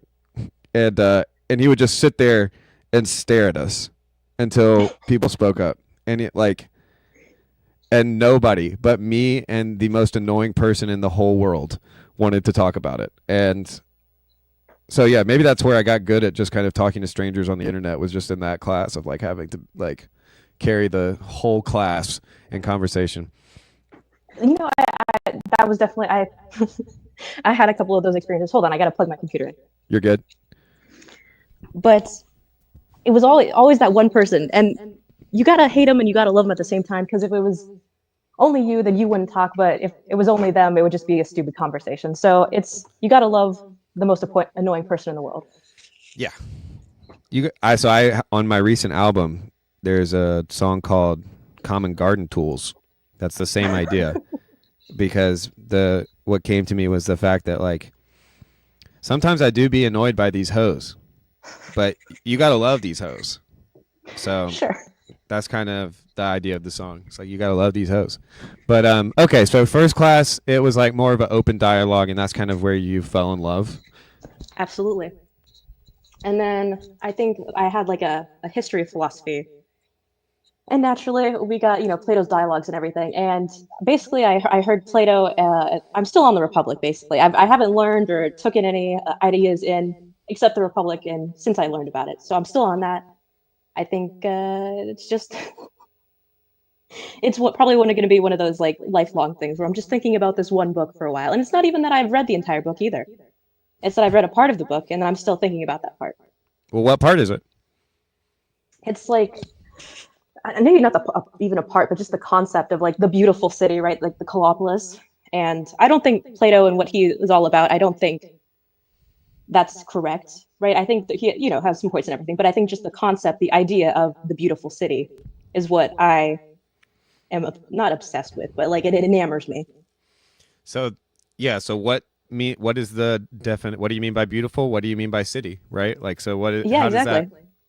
Um, well, have you come to any conclusions? Or are you still enjoying sitting in the unanswered question? I think that at some point recently, even where I decided that I was going to stay in the place I'm at, I had the question of, well, what am I going to do to make the beautiful city in the place that I'm at? So what am I going to do to make, the city around me the beautiful city? And so I think that has an impact on what I do, like, in the real world going forward. Yeah, there's the like if there it seems like in regards to the beautiful city, you could either make the choice of like not stopping until you get there, or the like patient cultivation of the city you're in, to doing everything you can to make it the beautiful city. Um, but then it also strikes me that like the beautiful city is not synonymous with the good life, right? And so there is a sense in which I disagree. I think okay, that you yeah, can great. live the good life by trying to either pursue the beautiful city or make the city you're in beautiful. I think that's how you get the good life. So you do think that they're like necessarily connected? Yes. That's this. So Grimm says he's going to find the beautiful city and beat Diogenes there. Well, I'll find him a chicken too. That makes one wonder if it was Grimm impersonating Jan God. If you know what Diogenes did. Sorry. Don't mean to make false accusations, Grimm. It could have been any of us. All we know is it definitely, absolutely couldn't have possibly been Jan God. It's not even possible. So don't even say that. We falsely accused him. He's a martyr. But Grimm's the one saying, I'm going to be Diogenes in the beautiful city. Well, we need to get him a plucked chicken, and we need to get him a barrel. Yeah. He's going to have all his little yapping VNA dogs. We love you, General. We love you. Sorry to make false accusations, but you brought up Diogenes. Okay, so this beautiful city concept, has that kind of become like, well, you said you're still chewing on it. So like, I've got so many questions. What's its I'm not chewing on the relation? beautiful city. I'm chewing on what I can do to either chase it or make it. Chase it or make it. Have you spent more time chasing or more time making? I guess you've been chasing more because you're thinking about settling down. So now you've got to transition from chasing to making, right? Yes. Do you have a way of thinking about that? Are you doing the like Anne Lamott bird by bird? What's the I don't know Anne Lamott. It's just a book. It's called Bird by Bird. It's kind of like hippies love it. It's kind of like, if you want to change the world, her dad. It's like, I think the story goes that she had a project in school when she was a girl, and I don't know if she was homeschooled or what, but she had to make a book of all the bird species in her area. There was like 150 or 200 birds or some crazy number for her. And she was like, how am I going to do all of this? And her dad was like, you do it bird by bird. And so it's just the kind of idea of like, just little by little making small improvements that over time kind of can quote unquote scale or can reverberate, can compound. The value can be of compound interest. There's all these metaphors we try to use, but like, maybe not. Maybe I don't think that doesn't sound. All right. Well, tell me how you're thinking about it. So I think like a whole life philosophy, right? I think so. My dad was obviously in the military, and so I got the values of service and everything. My mom also civil employee, and just from seeing them and also just examining like the values that I got from that kind of upbringing, I genuinely think that a life of service is a life well lived. And I think the most important thing and the most meaningful thing you can ever do is help another person, because we're just here for a short, brief amount of time. But I think the impact and the good we can have for others will outlive us longer. And I think it will overall make the city more beautiful. So I guess it's an all or nothing philosophy. If I'm going to do it, I'm going to do it with everything. Okay. Well, what are some of the challenges? Do you feel like, how's it going? It's interesting. It's interesting because a lot of the time people and organizations, like, say, have a philosophy of service, and then you get there and you see the people and you're like, this is not, I can't live here, if that makes sense. I can't. I don't know how to exactly word that, but they don't pursue the beautiful city in a manner that I would want to be a part of. Where are the failure points? Is it not beautiful enough? Is it not a good city, just in the sense that it lacks the civic minded or the communal mindedness to the degree that it shouldn't be called a city because it's still barely a tribe or something like that? You know how, like, the city is on top of this hierarchy of, like, gathering and organization? Yeah. Is that kind of, like, I guess I'm asking, do you see it failing more towards the beautiful side or more towards the city side? I would say both. I think it's more a lack of appreciation for what they're participating in. Like, they are not seeing the city as this whole thing that I see it as. And because of that, they're not taking it as seriously as I think they should. And so maybe they're lazy and that's where the failure points happen, the laziness and the lack of understanding of what they're doing with themselves.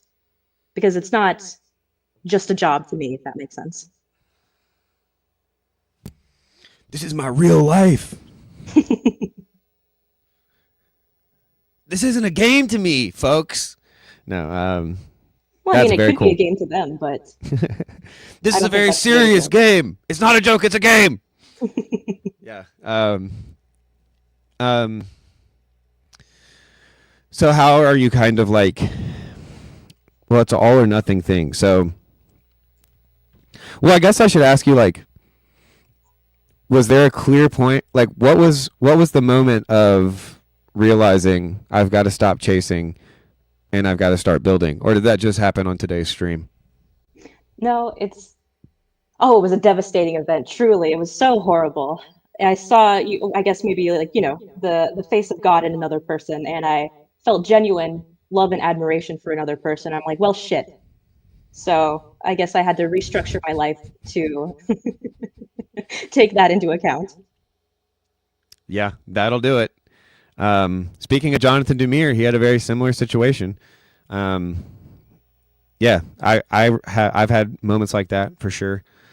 So yeah, it's been interesting, and I think that's what's been, I guess, the difficult part. I guess that's been, like, the change, maybe, because I feel like I've had the values previously, but then the implementation of it, of like, oh, it's got to be here, it's got to be with these people. I think that's been the shift in what I'm chewing on. Okay. Tayo asks, does her philosophy to serve others have something to do with her current lab rat status? No. I was about to say, like, yeah, it either obviously is yes or it's no. But I was asking a question. Oh, do you go to church? No. If you were, what church would you go to? I was going to a Methodist church, but it doesn't suit me anymore. What parts of it don't suit you? They're too nice. The getting up on Sundays?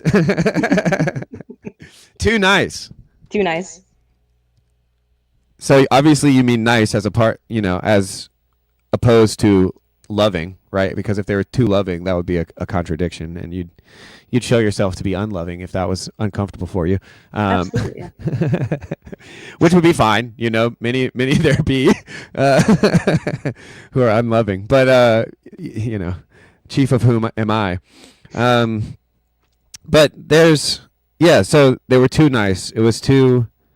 Was that like too woke or too liberal for you, or was it just that like there wasn't enough kind of?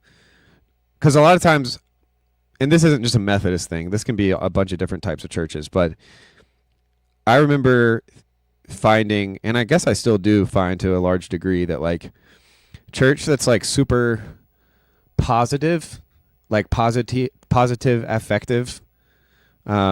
If it has this positive affect every single Sunday, and you can tell, there gets to be this point where you can kind of tell that people are being a little bit more cheerful than they would, and some of that's because they enjoy being there and they love it and they love the community, and some of that's, because they're extroverted. But if like every single Sunday is just joy in the Lord, and there doesn't. There's like it seems like it can sometimes be disconnected with the more shitty parts of existence. We'll say. No, I don't think it's that. I think I'm not a nice person, but I try to be kind, if that makes sense. Okay. And I was listening to Jacob's stream last night, and they were talking about how a lot of the people in the corner are very high in openness, but very low in agreeableness. Yeah. And me, just as a person, I am too abrasive to interact with people sometimes. And because church is such a genuine thing, and because the people there are so genuine, I see the genuineness and I want to pick it apart. So I don't know. It wasn't a good fit for me anymore. I think I need a church with a little more fighting in it. Well, see, the thing about most churches, the thing is every church has fighting in it. It's just like, how easy is it to participate, Yeah. But yeah, there aren't very many churches that like the whole point of it is to kind of like make a space for disagreeables. But yes, Phlebas is a part of the CRC. They got fights for days. There's plenty of, now that you just, you came out as not going to church. You're a nun, just like me, non-religiously affiliated. So, let the games begin as far as the different denominations trying to court us. But it's like they're holding flags, be like, here, yoo-hoo. Yeah. So, have you in college you studied religion? Did you study kind of Catholic, Orthodoxy, Protestant, any like church history, or was it the kind of like you study religion so you learned about like Shintoism and Buddhism and Hinduism and that kind of thing?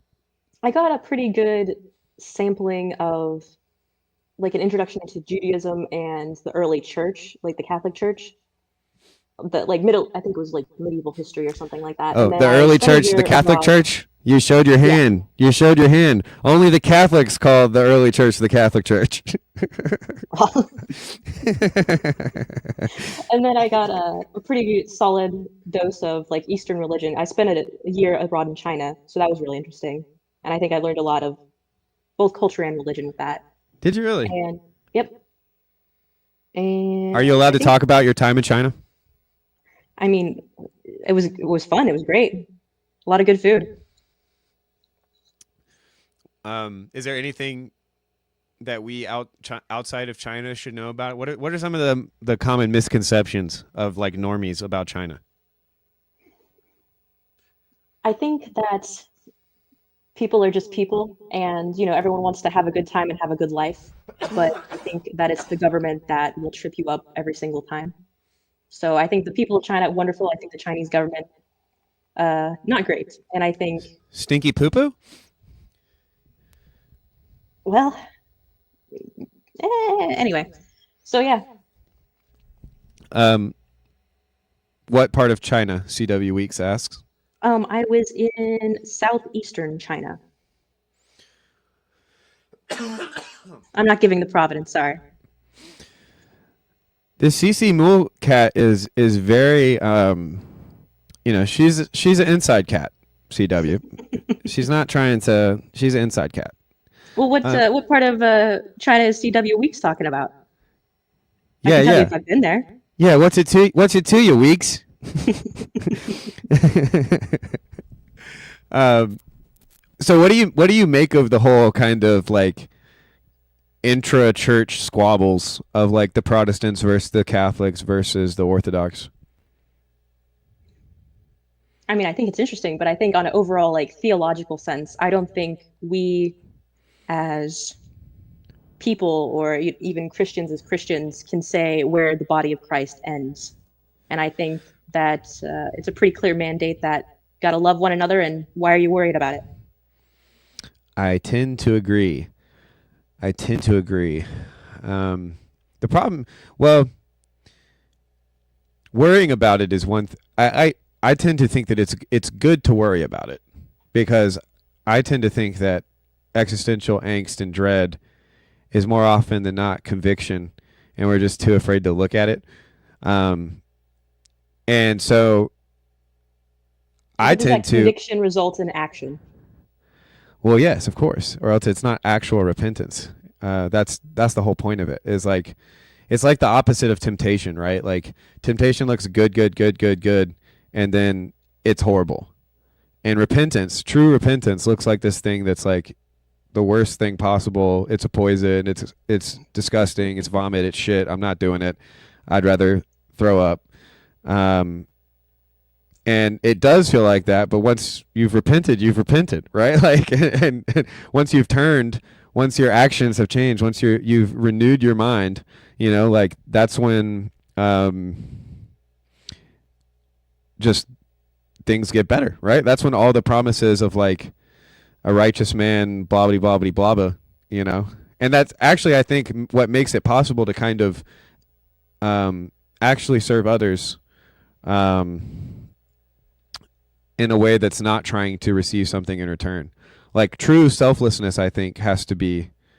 Well, yeah. What do you make of like those kind of crazy verses in the Bible of like,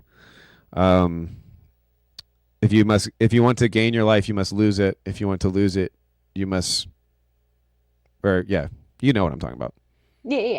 I think I'll answer that by circling back to what you said, where actual repentance is like the most horrible thing. It's so painful, that type of thing. And I think a while ago, part of this, entire self-development type bullshit is, Jesus says that he'll give you a heart of flesh instead of a heart of stone. And by golly, he wasn't messing around when he said that. And it sucks. It could make you absolutely sick with yourself, right? Actually having to face what it means to be a real person.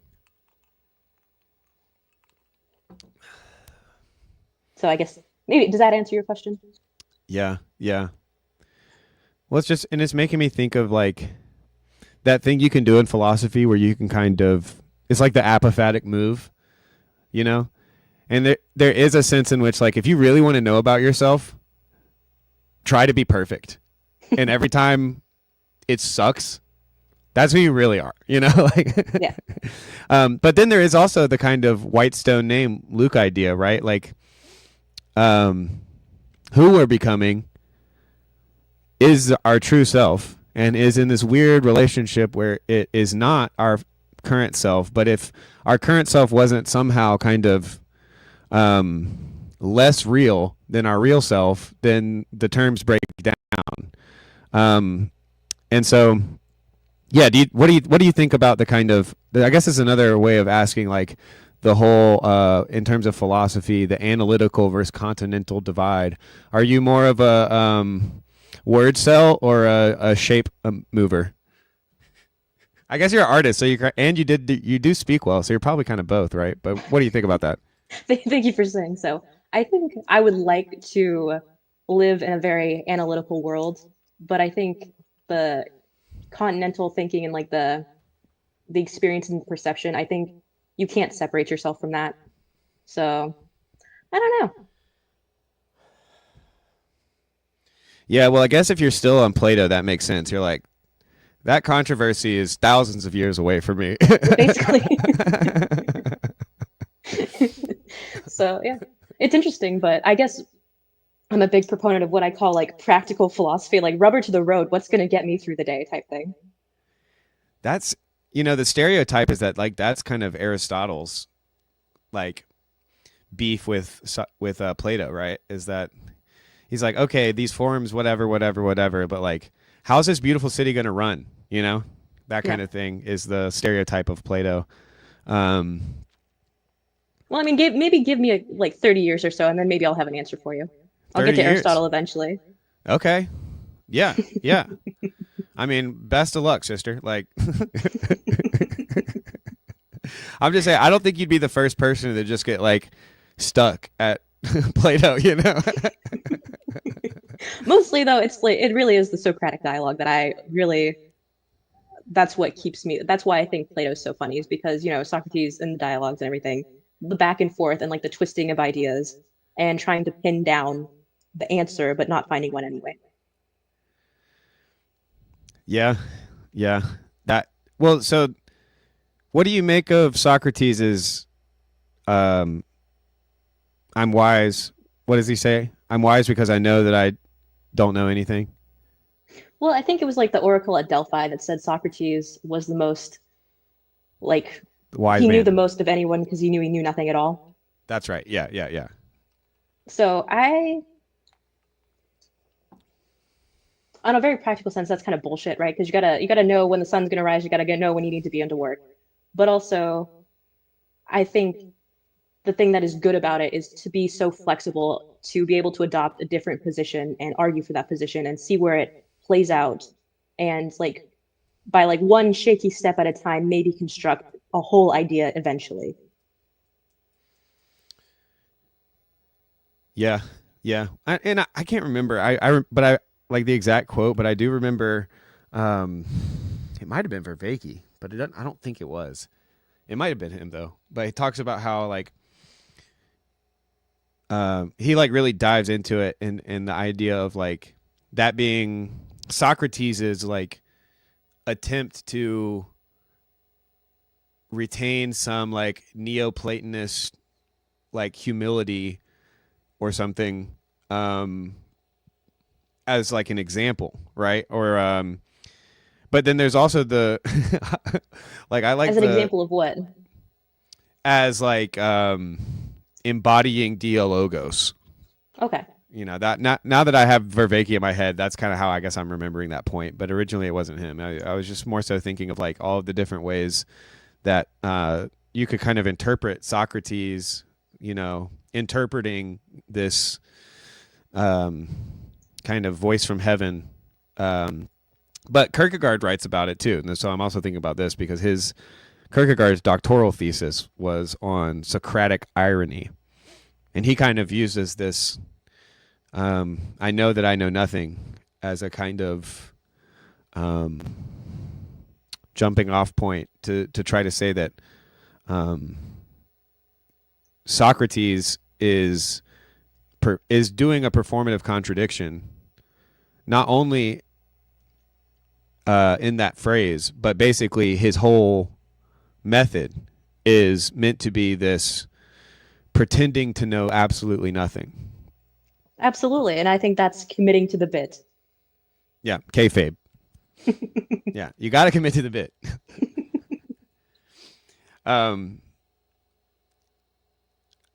Do you like? Oh shoot, I lost what I was gonna say.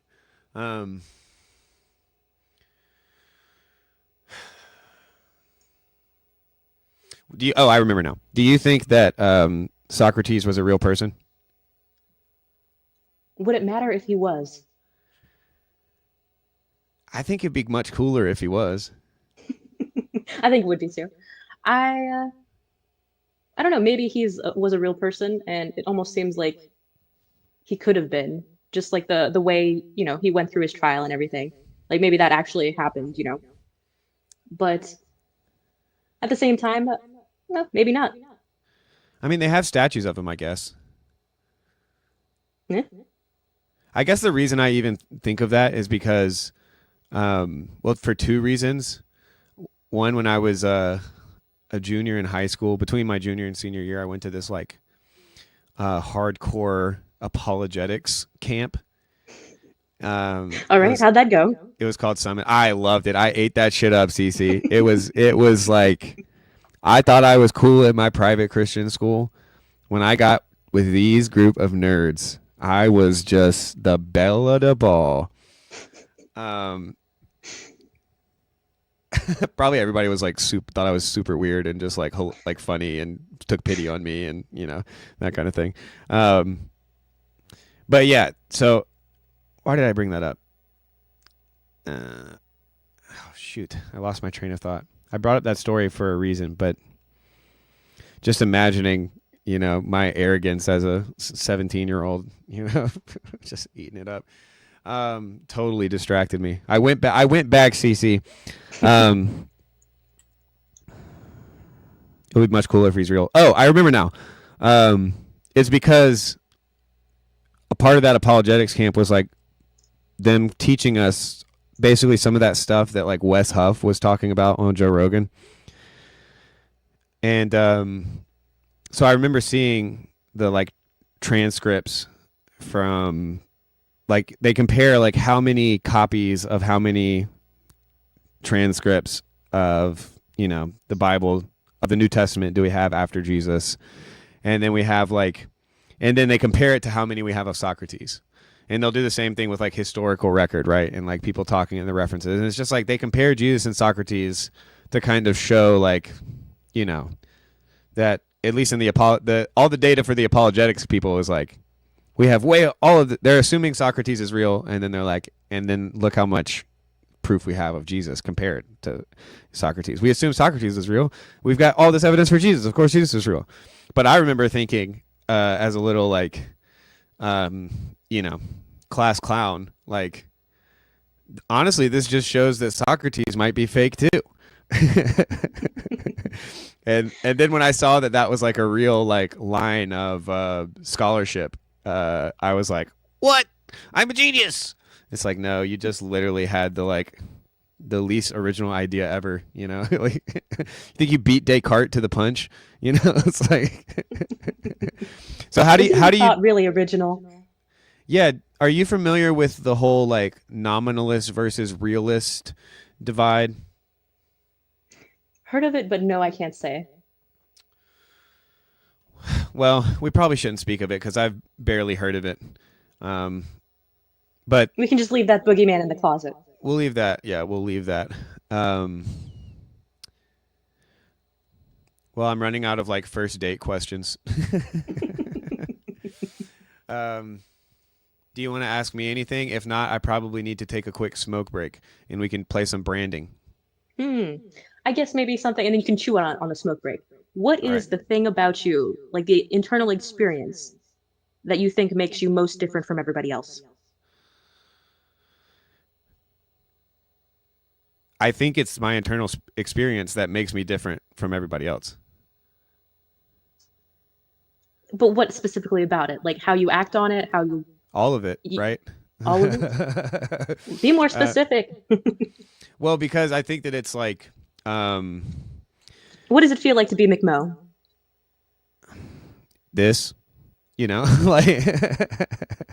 I mean, in some ways, the closest I would get to that, I mean, I could try to describe things in words, but I would only be pointing at parts of the experience, right? Yeah, what part could you pin down specifically? And what natural phenomenon, something that people can see, would be closest to that experience? Uh-oh. We've got Marcher in the comments cussing. I can't tell if this is like censored by YouTube or censored by StreamYard.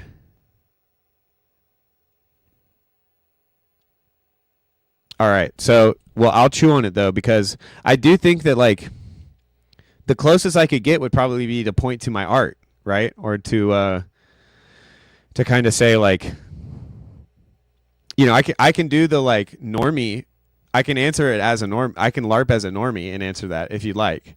But sure. In some sense that I'm like, because of this conversation, hyper aware of all of the ways in which that would be performance. But yeah, what are the words that you would use in normie language?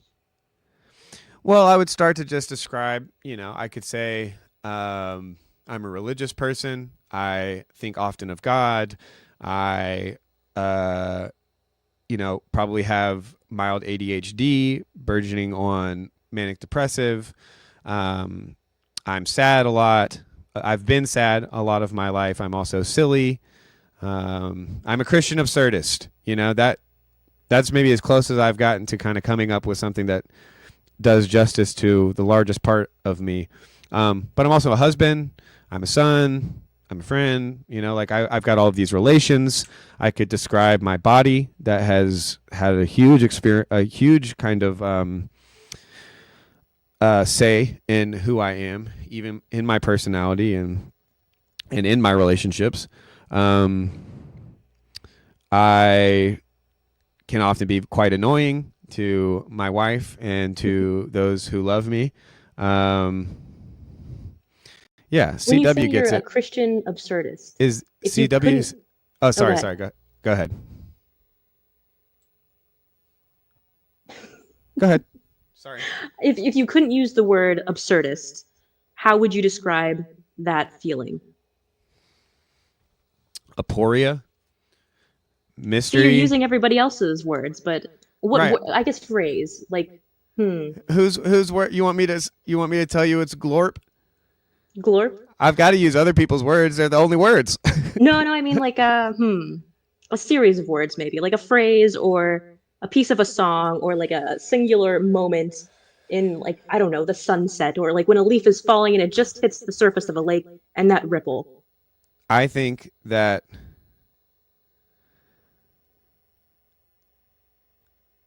the task is impossible. There's a new word. The task is impossible. Yeah, Grim is giving me. All right, with that, we will play some branding. Feel free to stay by. We'll come back I think after I the might break. head out because although I am a horrible student, I do have homework. Well, Cece, thank you so much for stopping by. Welcome to the corner. It's been a real pleasure getting to know you on our first impromptu rando on a Mokomo stream. You've been a wonderful guest. Is there any last words you'd like to leave to all of your new fans and potential friends? Well, good being here. Good to talk to you. It was really fun. I had a good time, and I look forward to a more interesting conversation. Well done. Well done. Bye, Cece. Wow, that was fun.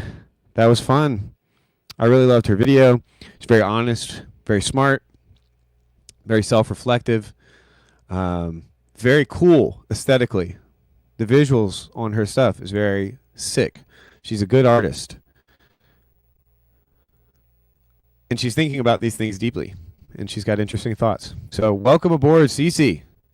We've got a new pirate captain in the flotilla. Speaking of the flotilla and the other captains, do we have other people streaming? If there's another stream, you guys need to let me know so I can kind of take a step back from the spotlight, regain my chi, and come back harder than ever. Harder than ever.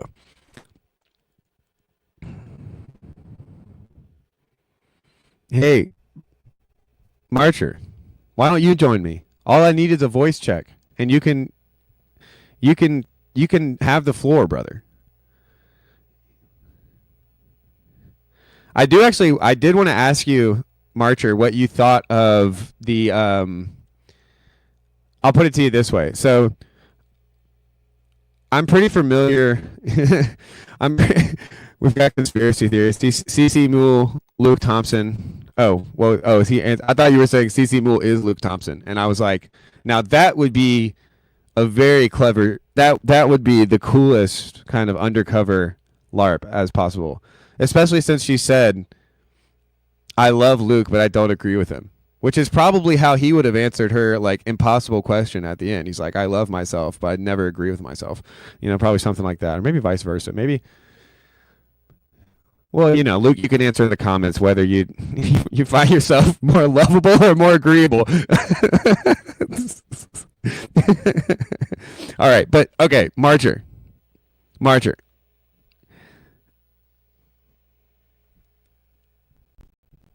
Don't send me people. I only want you. I only want you. Yeah, signs in the dust, whatever they're calling you these days. Bomb. What are you? You're a refugee. You're a refugee from bomb, Marcher. We're going to take care of you here on the Mo stream, brother. But I sincerely, jokes aside, I do want your, I realize that a lot of times, like, Protestant churches get kind of maybe rightfully scorned for their kind of simplicity and one might say lack of beauty. And then I recently saw Catholic churches in Japan. And I remembered your love of Japanese cinema.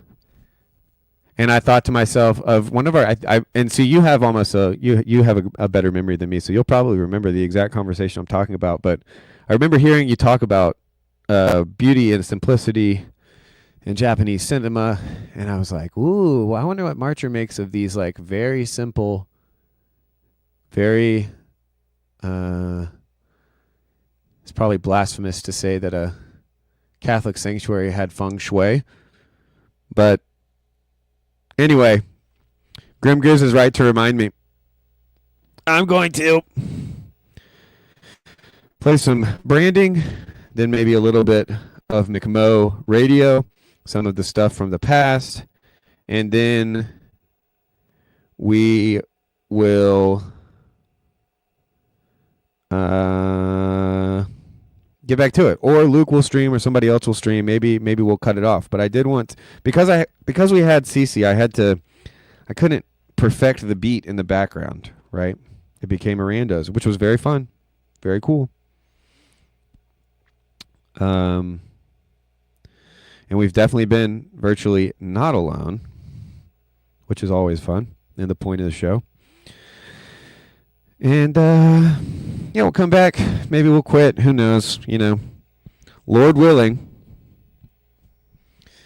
somebody will pick up the slack here and take the baton. Know what I'm saying?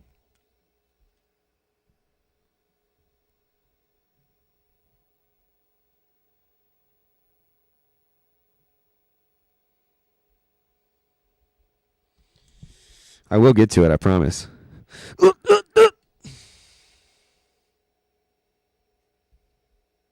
Hey, Grim Grids, we all could use some saving throws up against the mind control. Give the skull a dice to roll.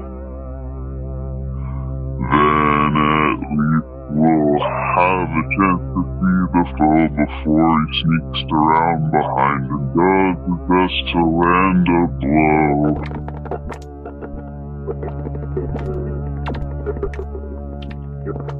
How's that? Of the free will to not see. Yeah, sure. Because it's there the whole time, and it's part of you always knows it's there. But that's where free will comes in, is what you accept and reject. And I don't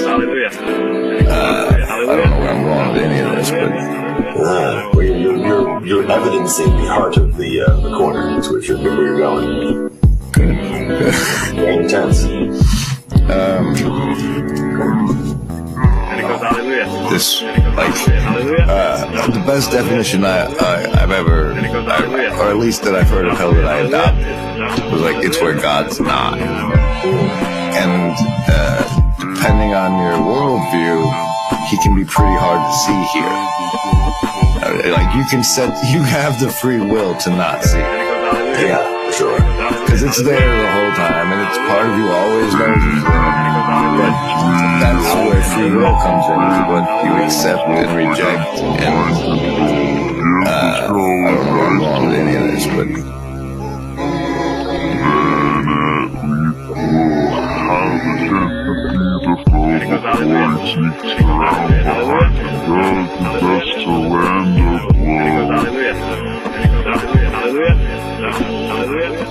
I've been seeing the heart of the corner. Is where you're going. Good. Very intense. Peeking into someone else's mind. And And I guess it sort of made me think a lot about, what marketing does and how the branding works. And I guess it just made me think that having this kind of knowledge really, well, I think that it can, I guess it somewhat can protect you. Protect you from the dark arts, as they would say. But it's true, though. Like, you need to recognize that these things happen. And when you can realize that these psychotechnologies are, all of the programming that's built into your TV set. This is what Grimm talks about all the time, peeking into someone else's mind. And I guess it's true. I don't think they're doing that. I think these insufferable douchebags are so in love with the smell of their own farts, heads so far up their own asses, that they genuinely believe that they're big stars in some capacity, and that if anybody talks about them, they do it because those people that are talking about them want their attention or want attention. I don't think they're doing that.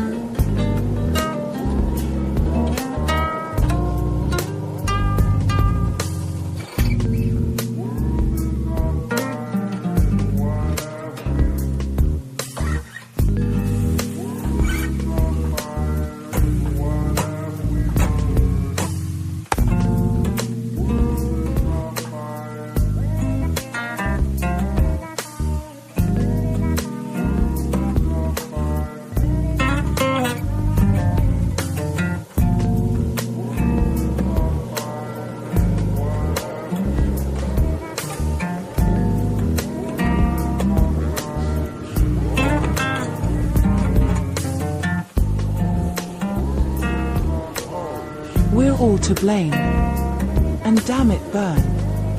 Here and gone. What's mine is mine. Go out and get your own. And whatever you shall seek I'll take and make my own. With all we know we'll never learn. We're treading aimlessly. Content with failing. We're all to blame. And damn it, burn. We're all to blame. And damn it, burn. Here and gone. What's mine is mine. Go out and get your own. And whatever you shall seek I'll take and make my own. With all we know we'll never learn. We're treading aimlessly. Content with failing. We're all to blame. Damn it, burn.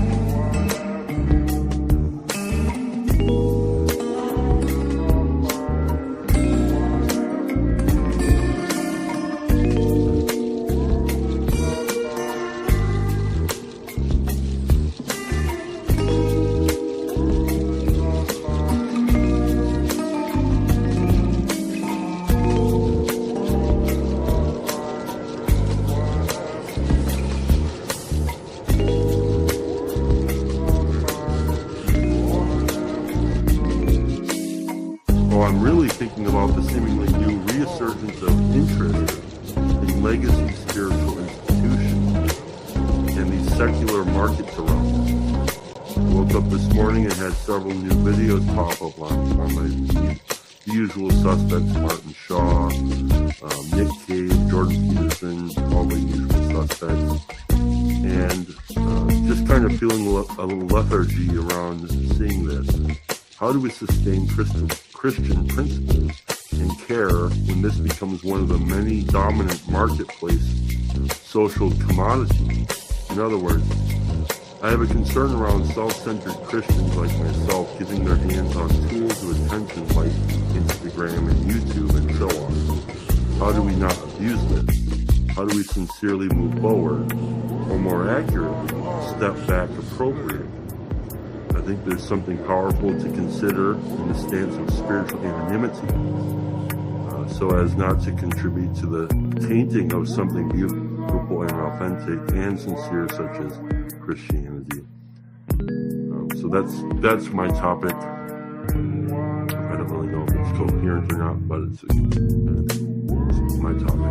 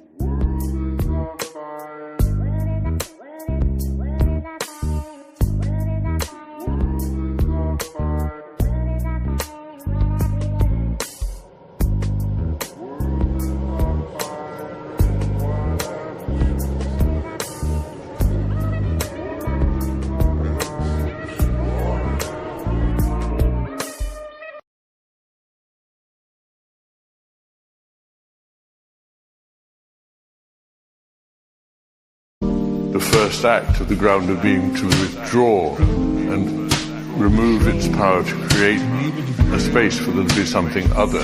But I think having created that other space, there is room for evil in the world. But if you think about it, there's another asymmetry here, because goodness, being love effectively, can embrace evil. But evil, being effectively hatred, cannot embrace good. So good is greater than evil. Good can embrace, take into itself and transform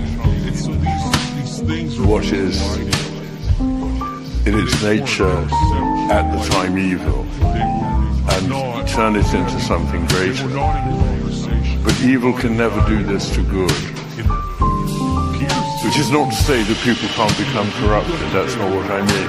But what I mean is that evil in general is powerless to overcome the truly good. The first act of the ground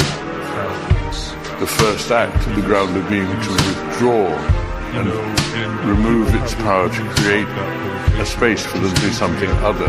But I think having created that other space, there is room for evil in the world. But if you think about it, there's another asymmetry here, because goodness, being love effectively, can embrace evil, but evil, being effectively hatred, cannot embrace good. So good is greater than evil. Good can embrace, take into itself, and transform what is in its nature at the time evil and turn it into something greater. But evil can never do this to good. Which is not to say that people can't become corrupted, that's not what I mean. But what I mean is that evil in general is powerless to overcome the truly good. The first act of the ground of... Oh, I like that, Matt. You should pin your own thing. Overwhelm is the reasonable response to the combinatorial explosive reality without data. Oh, I like that, Matt. You should pin your own thing. Overwhelm is the reasonable response to the combinatorial explosive reality without data. Oh, I like that.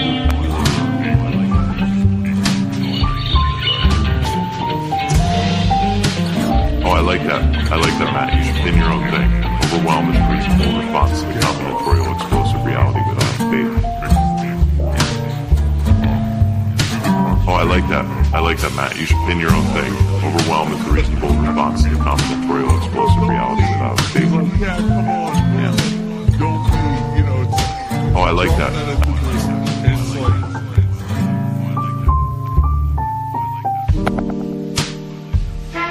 Actually honors most,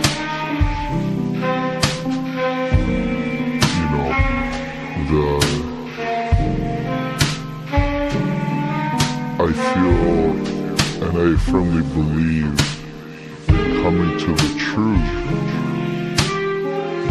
actually honors most my Egyptian background. Because it comes back to its fullness. And I believe that anyone who leaves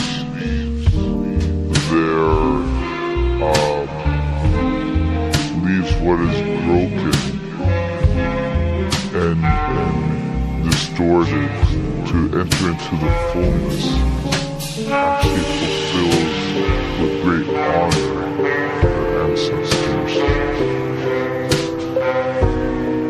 How does it honor our ancestors to remain in darkness, to not move towards what their hearts yearned for and desired, maybe in ignorance, not knowing, or maybe because of,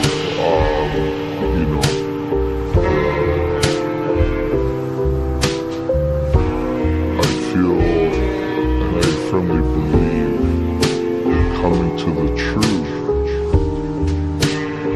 actually honors most.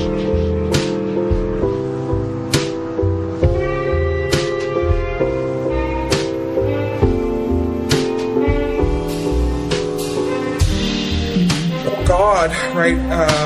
Wow, it's and it proactively enables you to make significance and to make meaning of each experience, and it allows you to sort of immediately extrapolate meaning across time. Like that's the proactive movement that's happening, right, in time. And retroactively, it redeems these past experiences and integrates them into a story of becoming, right? And exposes all the wrong vectors, happiness, self-becoming, all of these vectors that were out, right?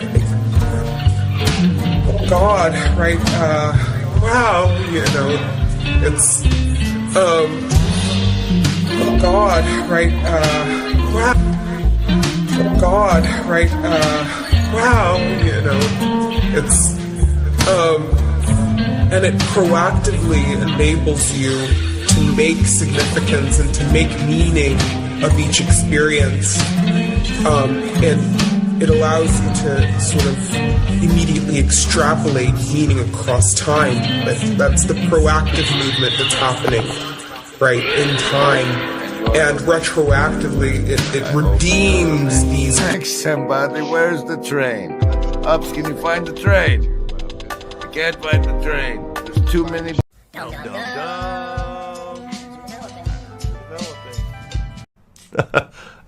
No. Well, we don't do that. All right, folks. We have got some action. Finally. We've got a Neil stream that I am going to momentarily share so that we can tune in while I finish this beat. And you can stay here. You can go see Neil. But then guess what? Grim Grizz is also streaming.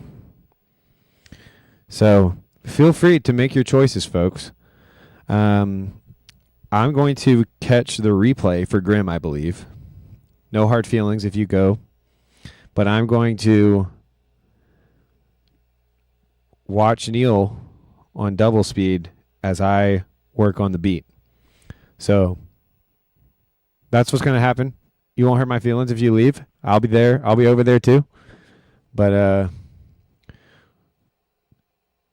we're gonna finish this beat, turn it from basically just a 30-minute West Coast Kierkegaard vibe into something that'll be better for Freddie D to rap over. So but in the meantime, let me kind of change up this, and then I'm going to remove that, and I'm going to stop, and then see, this is all the stuff I could have been doing during the break, but I took my dog outside. I actually did go potty, and yeah, so that was that. But anyway, ooh, video, very, very cool, very, very cool indeed. All right, let's play this. And then if you look carefully, you might end up seeing me on in this chat.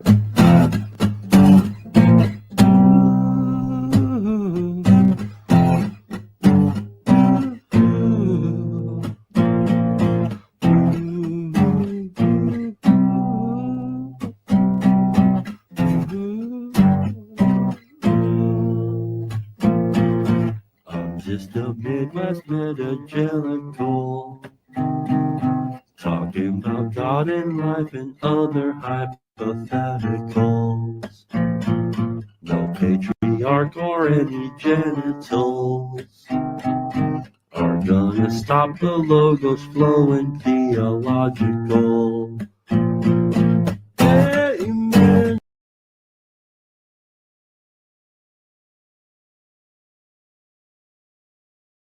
Thy kingdom come, thy will be done, on earth as it is in heaven.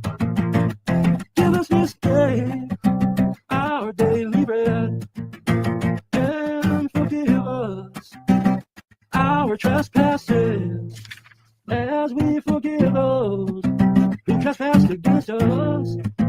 And lead us not into temptation, but deliver us from evil. Amen, amen, amen, amen, amen, amen, amen, amen. Just a Midwest evangelical, Showtime! Showtime! What's going on? 4, 3, 2, 1. Yo, can you guys hear me? All right. And good afternoon, Sourdough Neil. Good afternoon from whom all blessings flow. I apologize for rescheduling this twice. And I know McMo's streaming right now, but I got to do this when I got to do it. So it's okay if people catch it later. I just figure it's always better to do this live if I can, because then I don't have to edit. That's one benefit. And then the other benefit is maybe it goes into a just chatting. If well, not just chatting, I should say, because I do want it to be specific to the topic at hand. But hopefully you can hear me okay. And yeah, so I'm testing out a new raised desk setup so that sometimes I can sit down, sometimes I can stand. Right now I'm standing, and I'll probably sit down further along in the stream, depending on how long it goes. But anyway, so what I want to do with this stream is I came across a video that caught my attention, so I wanted to share it and do a little bit of commentary as I share it, and then maybe open it up for discussion. So we'll see how that goes. All right, hopefully you can hear this. If you like making music and you like free stuff, I make a bunch of free instrument libraries that run inside of a free plugin. However, I do have an affiliate link, so if you do want to sign up for Team Group, they're going to react to reaction videos. Also, breaking the details of the deadly school shooting in Madison, the big Basically, we're just going to use all 3 of these oscillators, and this is going to be kind of our base. In the landscape of hyper-specific micro-niche TikTok playlist core type bullshit, which there's absolutely no shortage of nowadays, thanks to a bunch of definitely real artists posting definitely real music to your favorite playlists and not a bunch of AI tech ripper bros siphoning money off an already microscopic music royalty streaming pool, there's been one micro trend in particular that I have found myself absolutely fascinated by. It doesn't really have an official name, but I suppose if I had to give it one for, say, an algorithm-friendly title for a video essay about music culture on YouTube, it would be liminal ambient. And I am almost certain this is something you've come across through your adventures on the World Wide Web. You guys hearing the YouTube video okay? Just want to make sure. It's my second, maybe third time playing YouTube through StreamYard. If you can post something, just making sure you can hear it. Now, I'm not trying to be auto my way to the top of observing things that younger people are doing and then making generally agreeable opinion videos about how older things were better, but I was born in the year of our Lord, 1993, and I think that gives me some particularly unique insight into the subject I want to talk to you about here today. Because I was born on that all too critical zillennial cusp, or at least almost.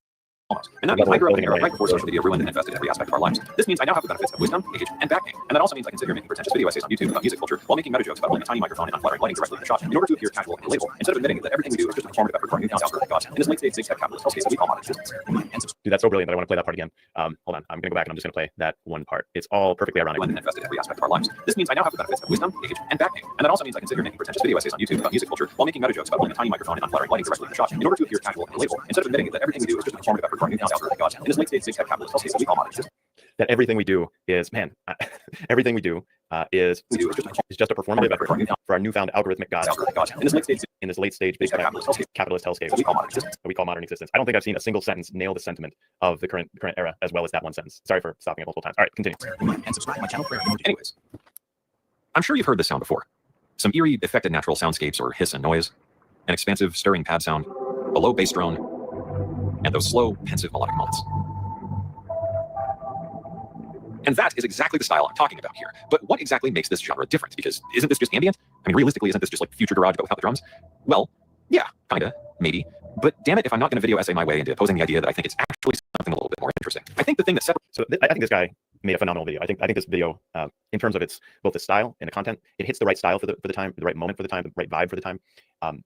It's not... This video itself that this creator made, in my opinion, it's not nihilistic, and yet it's contending with the nihilism. It's metamodern in how it's amalgamating all these different forces all together in the one video, but then putting an ironic twist on it and bemoaning it while still trying to strike a optimistic note, or let's say a reason for the madness of the time, you could say. And also, I think he nails something in terms of the spirit, the feeling that's in the air of the time. Hey, Chad. All right, let's keep going. Liminal ambient from other ambient music genres is the fact that it aims to capture one very specific feeling. And I think it's actually a feeling that's best defined by one of my favorite books, and that would be Anemoia, or the nostalgia for a time that you've never experienced. Yeah, so this I'm interested in the community, the sense of the community. Like when I saw this, the nostalgia for a time that you've never experienced, I mean, that's exactly what we're talking about with the rise of orthodoxy, with the rise of, let's say, Latin mass Catholicism, or the rise of looking for things that are firm, solid, unchanging. It's that certainty, or the desire to, and all the video games are like this too, like the desire to be in a time or a place that we've never actually experienced. So it's the meta enchantment, you know. It's yeah, but it's heavier than that, because I think the generation that's growing up now, they know that they've lost something in not growing up in a world without constant electronic interaction, and they have lost something there. And so the nostalgia of a thing that they've never experienced, it is actually true, in that unless you've grown up in some far removed place of the world that's removed either through their own volition, like the Amish or a group like that, or just through let's say the true third world, you have the sense that you never got to experience this or that, whatever it might be. It's almost like a nostalgia for paradise. We're in Paradise Lost right now. And that is the idea I want to explore in this video. I think that what Alan Watts speeches are to mid-millennial liquid drum and bass mixes, these brooding respaces and pads and ruminating melodies are to modern core edits. I think the thing that's so interesting about this niche is that it's an entire genre of music dedicated to capturing and curating one highly specific mood that itself doesn't really have a meaning. It's just more of a feeling. And it's a feeling that apparently no shortage of people experience, because if you look across different platforms like Reddit, Spotify, TikTok, YouTube, Instagram, or just about anywhere else, you're bound to find a subculture around this somewhere. And it's almost always paired with the exact same types of liminal imagery and aesthetics against these wavering soundscapes and listless, repetitive melodies.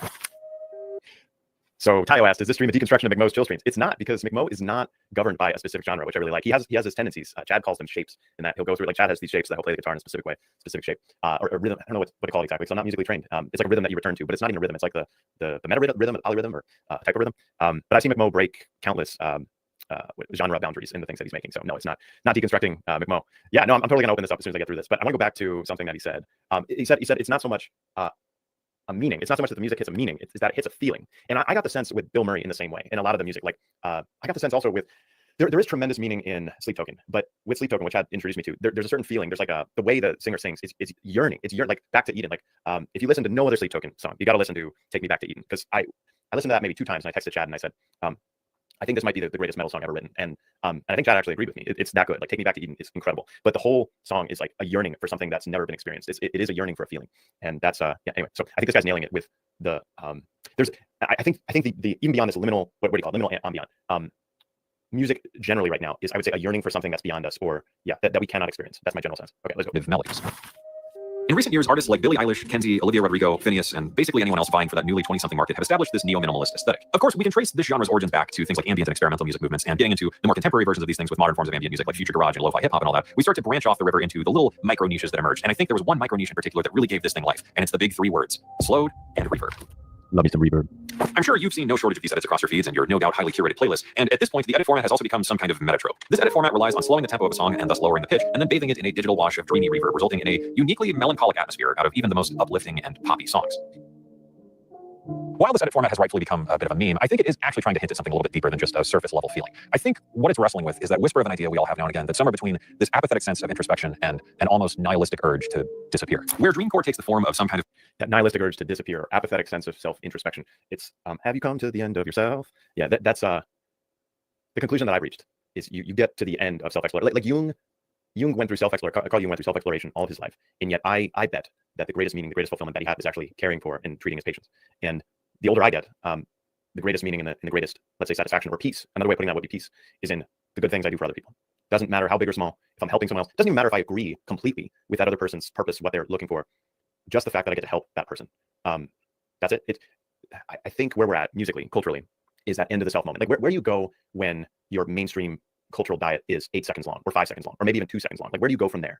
I don't see anywhere else. I mean, I'm sure it can get worse. I don't want to say that. I just can't imagine that the cultural moment getting worse, because I can't imagine that. But like I think just in our sheer shortening of attention, we are reaching, you could call it even a physical limit in what humans can.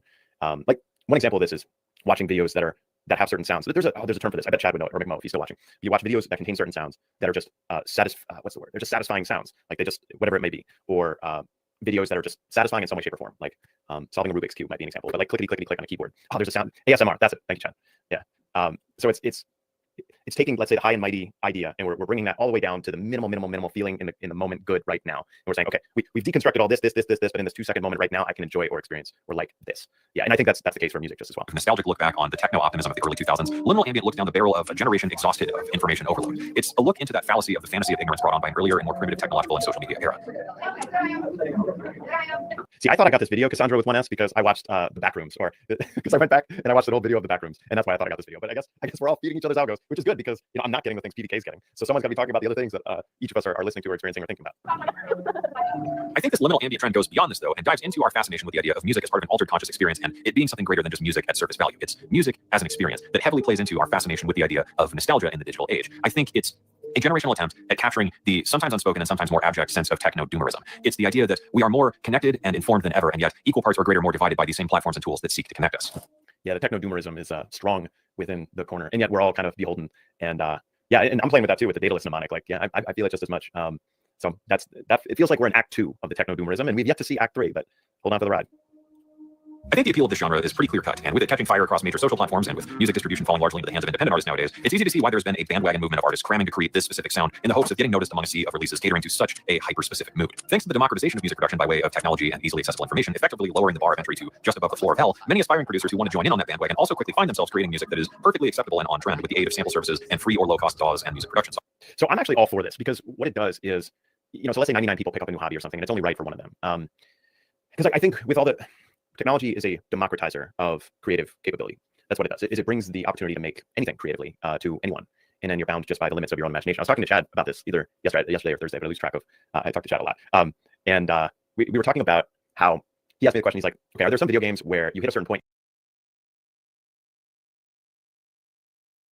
in the game, and then like you're in a different epic, a different mode completely, like you just play, it's basically the equivalent of you die and you're in heaven. Like it's just a different mode. And I couldn't think of a good example, because the in order for that to matter in a video game, everything that you do has to add or at least contribute in some way to the subsequent part of the game. So there are resets in video games where like you get captured and you lose all your stuff or something like that. But all the skills that you developed in the first part of the game, like the workers in the vineyard in life, like all the skills that you're developing now are still meta skills or usable in some capacity in the subsequent part of the game.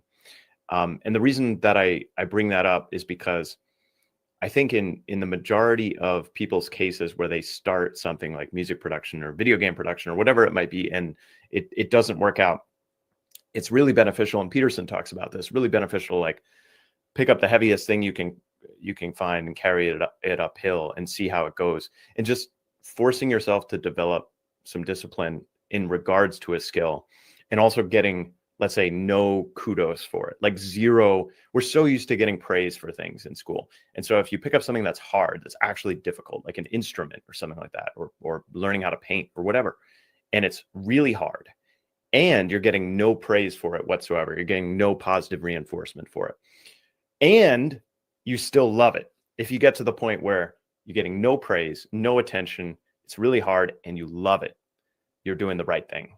Then you've hit it. And so I actually like this democratization, because it's a process that inevitably forces the wheat from the chaff, in that there's just so much content, so much music that you can get, so many shows that you can watch, so many YouTube channels you can watch. And inevitably that's going to have a winnowing effect on the people who continue to do it, genuinely want to do it for the right reasons, because otherwise they're in hell. Now, Luke would call that mammon, but it is mammon that's where it gets back to service. That's where it gets back to service. Like, what are you serving? Who are you serving? How is it helping? So like this right now, doing this deconstruction of this video, I don't know if it's just helping me, or if it's just something that I found interesting and want to share and want to see if other people want to talk about. But the point is that it's going to winnow itself. It's going to figure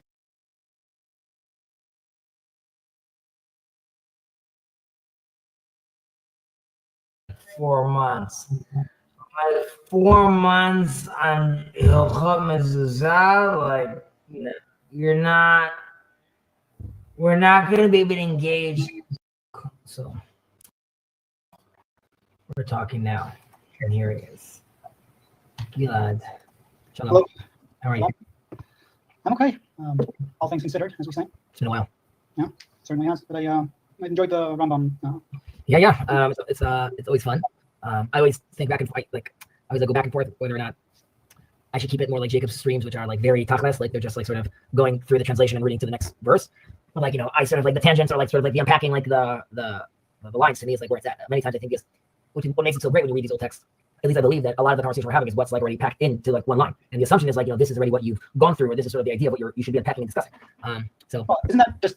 I want to know if I'm understanding like the orthodoxy more. From what I learned, like that's a lot of what the Chavruta is about, isn't it? When you study a text, you would. But yes. Okay.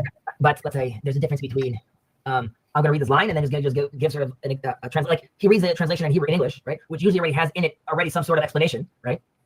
Which is totally fine. And you can sort of end it there, adding a little spice on top. Definitely like adding like the Ashalag's opinion of, let's say, the Rambam was like, whoa, like I wasn't going there at all. I mean, I don't think he wasn't going there. I think like what happened. I think a lot of these trees. Pretty terrible, right? I went down into his comment section there and I said, hey man, what game was it that you did when you betrayed which game was it? And he actually saw that and replied it was PUBG. So if you go watch that 33-minute part, but here's him channeling mushrooms. This is something that's cool.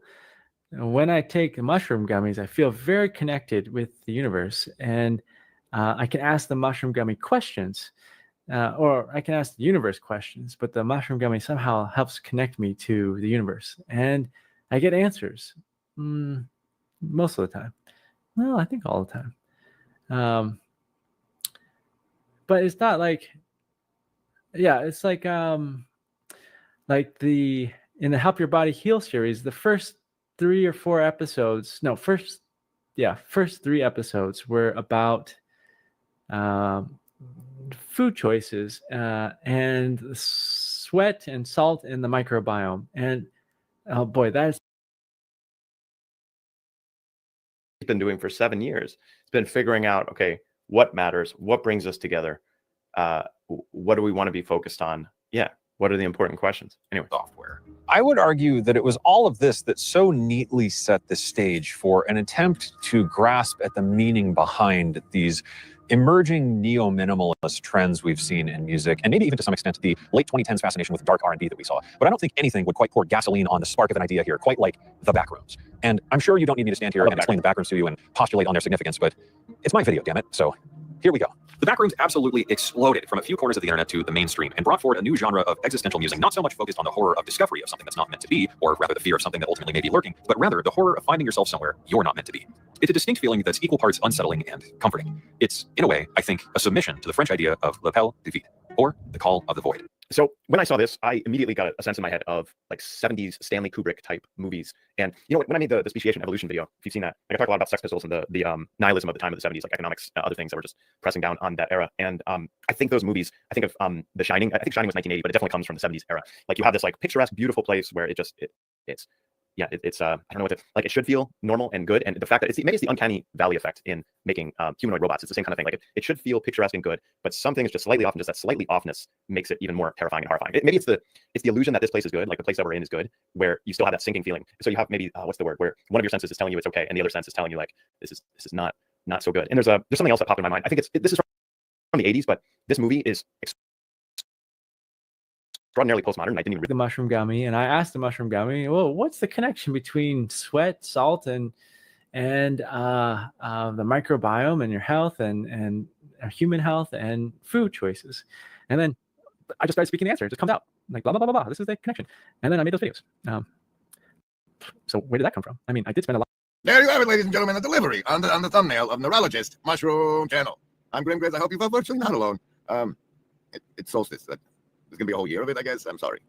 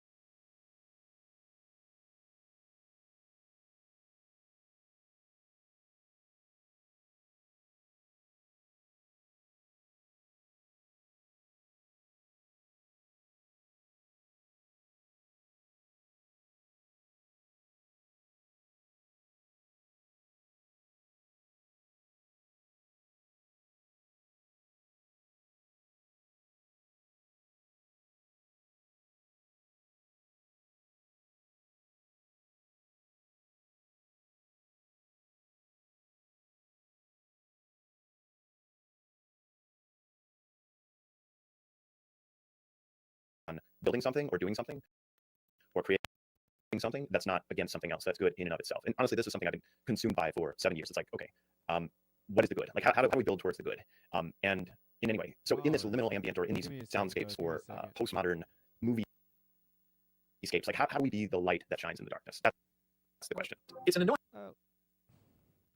My computer's running very slow because of hosting. So I don't know if you could hear that last bit. Right now, my ways of checking. If you could hear Neil, somebody give me a thumbs up or an ear of corn to let me know if you guys could hear Neil. Or I guess if you can. Okay, you could hear him. Okay, well then I'll put him back on. Let's put Neil back on. All right.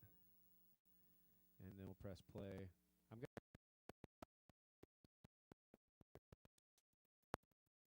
But not uncommon feedback that I'm sure fans, artists, and labels alike are pretty familiar with. One thing takes off and becomes super ultra mega viral, usually on TikTok. So then the labels and tastemakers want more of that thing because they want the TikTokers to pay attention to their outlets, and the TikTokers want to use the trending sound of the moment to get more attention for their TikToks. So all the artists then pivot to making the exact same thing over and over and over and over that sounds as familiar as possible in order to attract the attention of labels and curators who then want the attention of TikTokers and everyone else. So then it all just becomes this amorphous blob. Some of it works, some of it doesn't, and eventually everyone gets bored and moves on to the new thing. And the interesting thing with that is a lot of the artists who are making the old thing immediately pivot to making the new thing or just stop making music.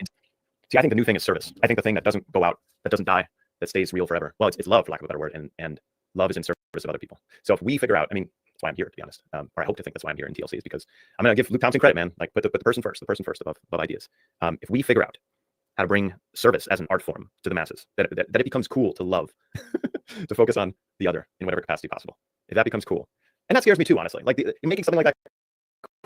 It's the same fear that Chad has and is expressed to me about like when Christianity is the cool kids and like how do you be Christian? I feel like Mo's got the answer in terms of chronic absurdity. And I've always been countercultural in every space that I'm in. I automatically go to the edge and I'm thinking about like what's on the edge of this space. It doesn't matter whether it's a fraternity, a church, TLC. That's what I do. Is I go to the edge of the space and I'm like, how can I bridge this with whatever's percolating in my consciousness, Congress? That's what I do. But I am convinced that the bottomless thing that isn't the next thing is service and more so the capacity to listen well, the capacity to provide fellowship. Yeah, let's go. Entirely, because they were never really in it to express anything within themselves with any sort of artistic interest or integrity. That's it. If you can suffer on behalf of your art and love the suffering, whatever it is, and you enjoy the suffering, and you enjoy this is so weird, you enjoy suffering in silence, then you're in the right art form. With what they identified with within that genre or that sound, they were just in it to desperately baby bird for a little hit of attention in the algorithm. And the interesting thing with whatever the new thing is it's often not something all that different. It's just someone going against the grain enough, and that's all it takes to stand out in a sea of everyone doing the exact same goddamn thing. So, maybe there's something to that for artists looking to move forward in the music industry. Maybe. It's a weapon. No drums. I've never heard drums in a liminal music song. I've never heard drums in a song. That said, there are other. I want a liminal ambient record that just suddenly drops the bass halfway through, like the Bill Murray version of liminal ambient combining rock and country. Yeah. There's subforms of it that now seem to be emerging, which seem to be a new permutation of the genre of sorts by recombining its roots in slowed and reverb mixes. Often in these playlists that explore these permutations, you'll find things like minimalist piano compositions set over dark soundscapes, slowed guitar performances with heavy lo-fi aesthetics applied emulating the quirks of lo-fi mediums, and even vocal-heavy pieces that seem to be led by more of either a voice against an ambient soundscape or simple. I think I'm going to open it up and got enough traction in this topic. So yeah, I'll keep this going, but I'll post a link. Filtered choirs bathed in reverb and lo-fi effects. In a strange and fascinating way, I feel like this is one of very few examples we have of a genre of music that has emerged from a set of artists and producers who are interested in exploring the idea of music being better served as part of a larger experience, rather than just as music on its own. And maybe that's whether they consciously acknowledge it or not. Recent generations are almost entirely defined by this constant sense of existential anxiety, uncertainty, and malaise, accompanied by their desires and dreams that seem to become more and more impossible in a world where climate change, political turmoil, and economic uncertainty fall at ends with the often centric subjects of mental health and individualism. Yeah, climate change kind of nailed the big three. Climate change, what was it? Neil! I'm so used to saying the name Neil in an ironic way, but yeah, so now we're getting into the meaning crisis towards the tail end of this video. Yeah, you got immediate thoughts you'd like to share? You want me to keep it going or whatever you like? Oh, you're muted, or I can't hear you. Can anyone else hear him? Maybe it's me, but I can't hear him.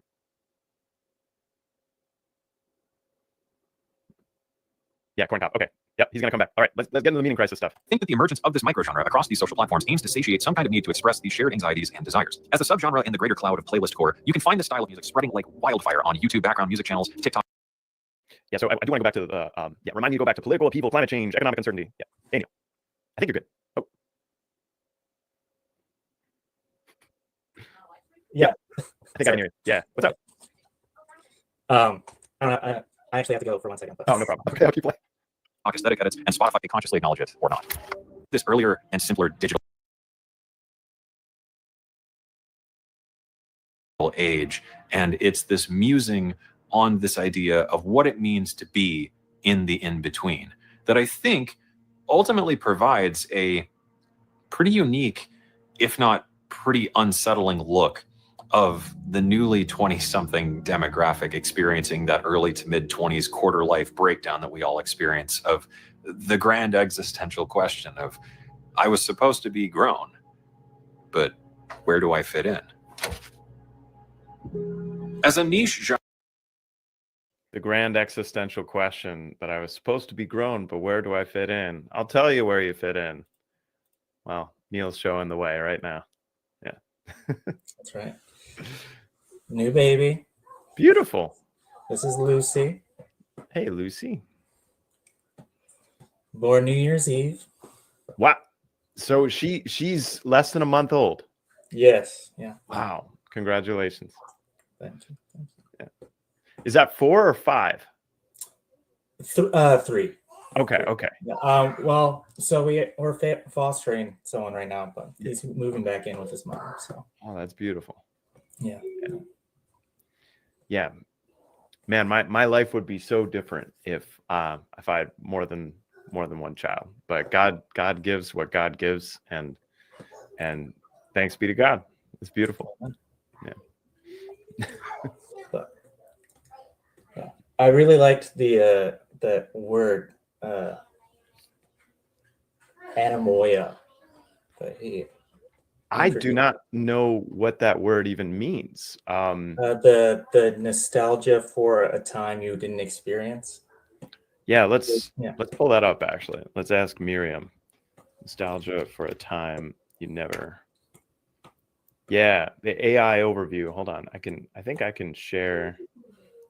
Let me try.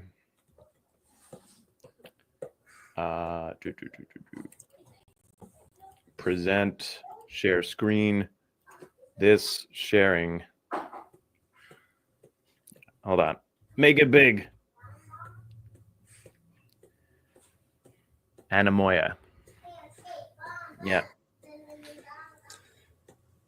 But it was good to finally have a word to put to like my entire existence.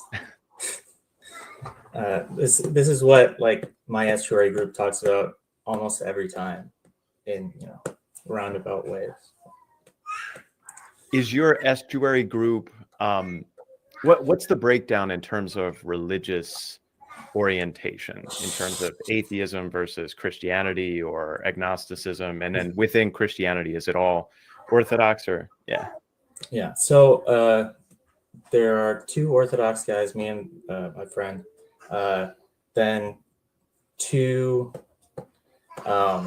like I don't know. They're like I don't know, like occultists, I guess. Very like blends of all sorts of things. But like they've talked about being witches in the past, and all, they're all figuring stuff out. But occasionally, one of them was coming to my church for a little bit, but then she moved a little farther away. So in relation to that, let's say non-Christian background, how does this topic come up? Like, what are the common themes in relation to anamoya? So there's always kind of a sense that the things were better in the past, but not the past that we remember. Like we always talk about the pre-internet age, it's like a vague memory that we have. But we also weren't like adults at the time. So it's hard to trust your childhood memory of what a time period was like, because you're not actually responsible for anything. And we have one older Gen X, one who's like, oh yeah, this is not a war. This is a revival. Well, because I think what postmodernism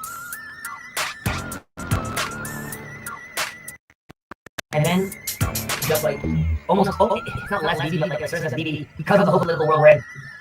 Like I still can't see him removed right now. I've done cleanly, but like the whole situation needs to just like it needs to all go. It's all wrong. Like it's just more so on the fact that the government can't do anything. Just nothing. Let's have the war. Let's pretend like no. You've done the war beautifully, everything amazing. You guys are heroes. What about like?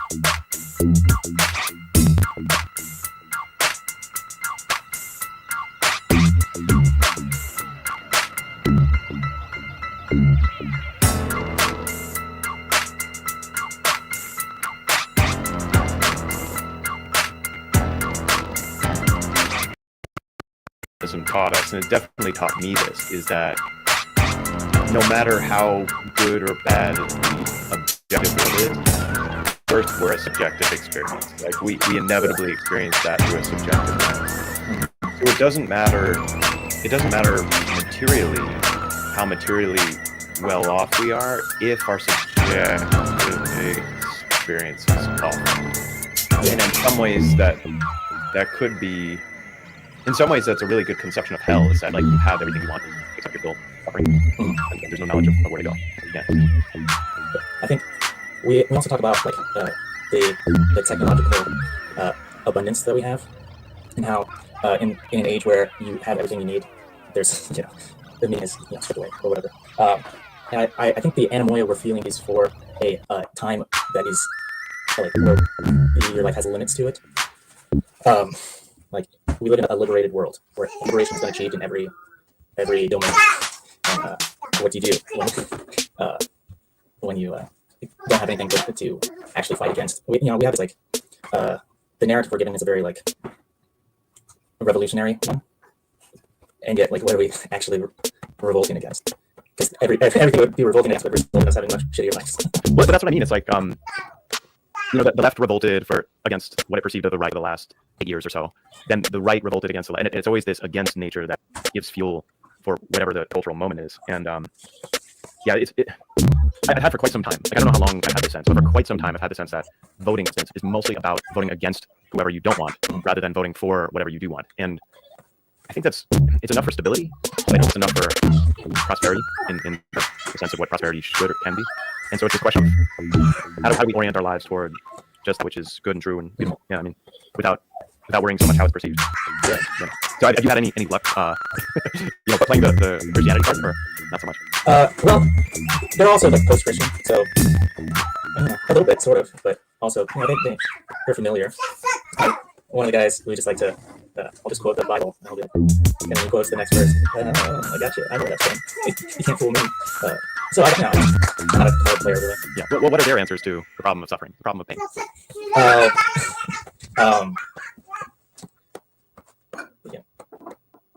lot of shoulder shrugs.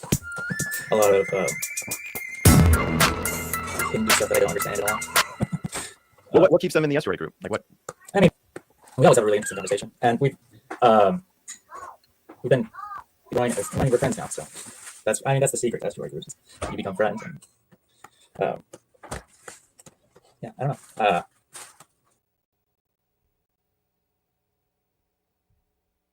But someone from my church found out about it, so I don't know what the next estuary is going to be like. I'm interested to see what happens when. I've kind of kept it on the down low for a while, just so that it became known more organically. I didn't want to be like, "Hey, everybody, come to this thing," and, you know. I didn't feel, especially because my church is 45 minutes from where I live, so and the estuary works on didn't want to. Do you meet in the same coffee shop where Clara met you? Yes. Yeah. Oh, that's cool. You still hang out and talk to Clara a lot? Whenever she's in town, but she moved. But she's in South Bend. No, she moved to Ohio. Oh, that's right. That's right. Yeah. So, yeah. Yeah. But she comes through every once in a while. So what's on your mind? Oh, I don't know. Right before this you started up, I was doing a dive into a weird crypto thing that I've been seeing around. It's called Milady. I don't actually know anything about it, and I think it's kind of experiencing a resurgence after a couple years of being dead. I don't know. It's very confusing. But behind it is this now dead Substack called Angelicism 01, which was some sort of post-literary anti-theory Dionysianism extinctionism, as I wrote down in my notes. So that's what I've been thinking about for the past 2 hours. Just trying to figure out what the heck this thing on Twitter is. Dionysian extinctionism. Yeah. So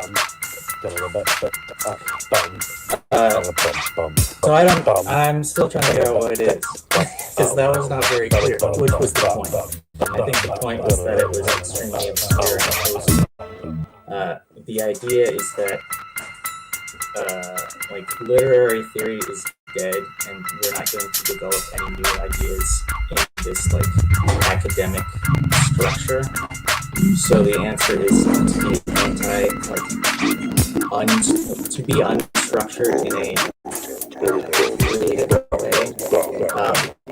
That is also like accelerating towards human extinction. So it's also kind of influenced by like Nick Land accelerationism. This is all. Well, I think we turned the pursuit of art, the pursuit of the creative or innovative. I think we've turned that into a false idol. There's a number of things that make me think that, but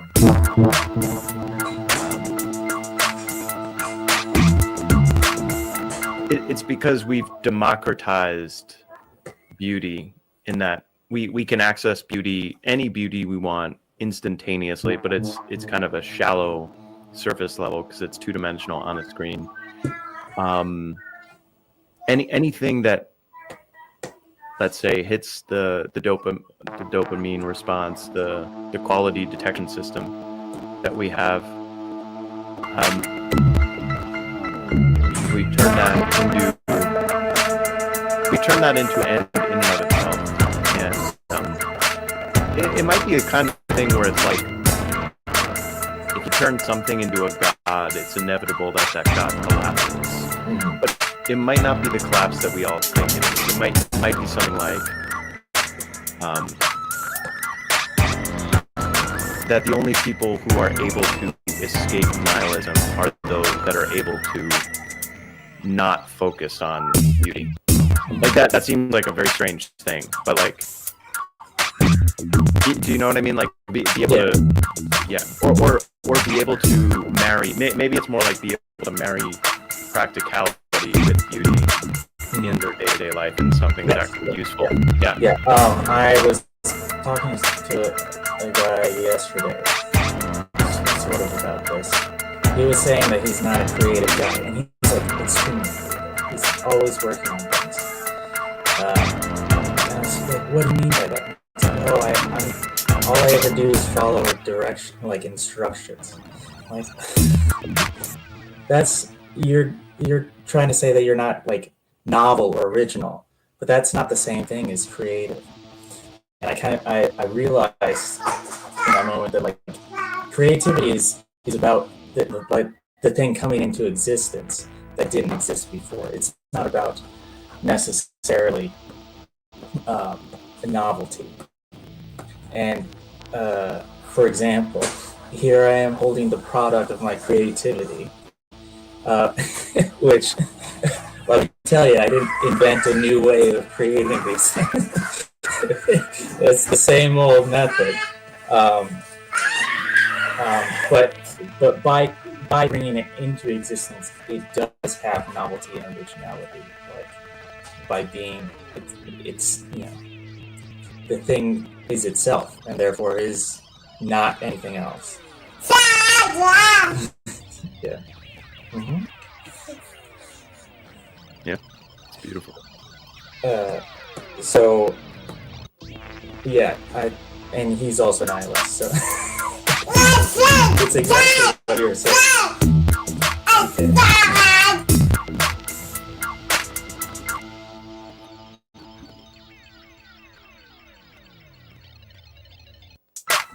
Sorry about that. No, no problem.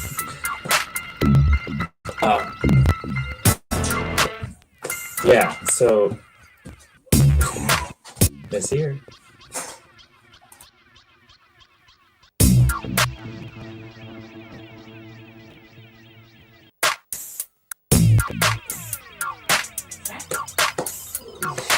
And carry on.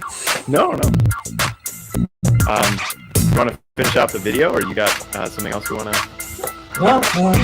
Yeah, keep going. Okay. Let me present. Share. Play now seems to emerge into, relatively speaking, mainstream breakthrough that is dominating ambient music curator playlists and the increasing fervor and fascination in the backgrounds. I think that this movement may start to define the next wave of ambient music as a whole. I think this is pretty easy to observe with maybe Trent Reznor and Atticus Ross's work, the most widely known example of these liminal, moody soundscapes. I don't think that it will go away anytime soon because we've seen. I don't know anything about what Trent Reznor has done since 9 Inch Nails, but I do know 9 Inch Nails.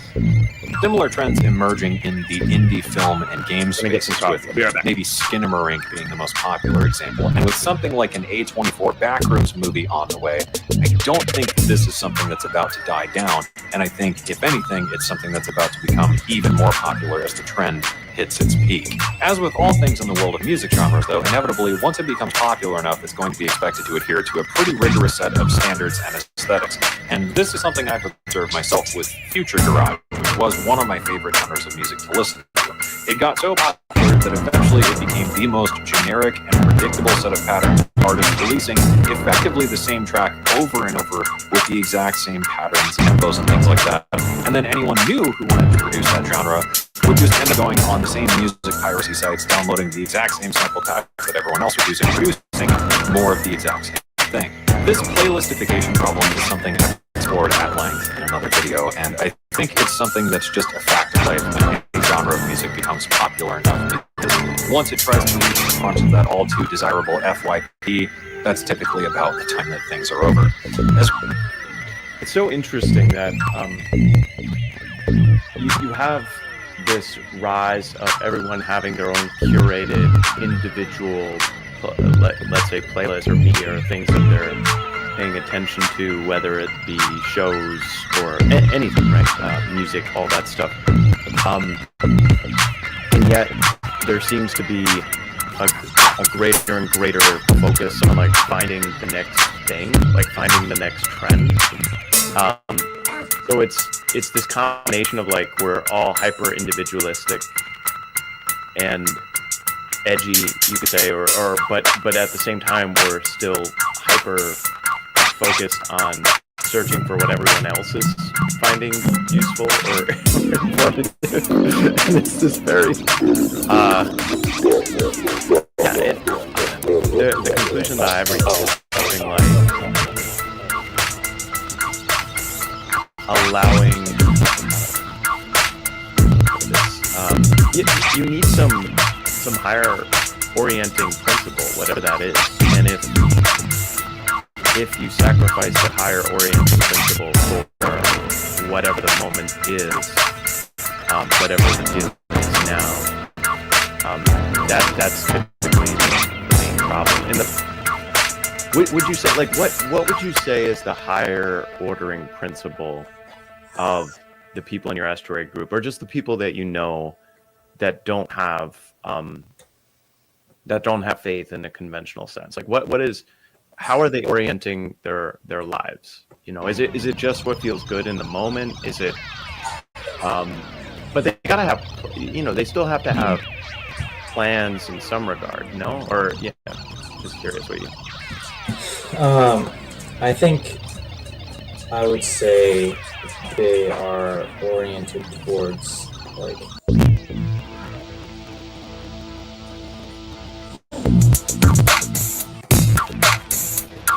a general feeling of empathy. Like that is kind of the highest principle, is like being empathetic and being like caring and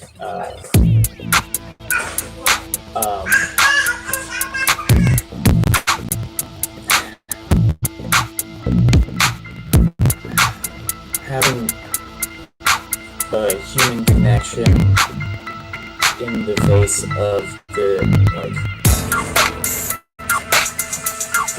nihilistic urge to think that it doesn't matter.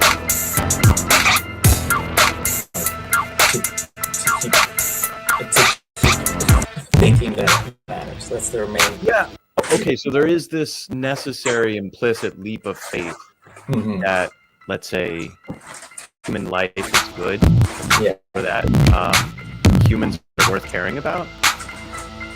Yes. Yeah. Well, that's good. It's like we have an instinct for we can't put it into terms, but we have a sense of things that do matter and things other people feel and do matters. And we can't really shake that. The conscience? Like, is it the same thing as conscience?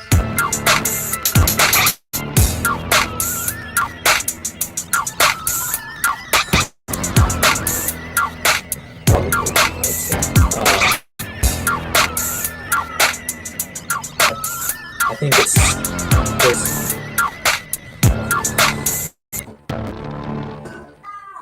there's also, I mean, what I believe is that it's the fact that we were created in the image of God, and God cares about His creation, so we care about His creation, and it's just that simple, and you don't have to explain any more than that.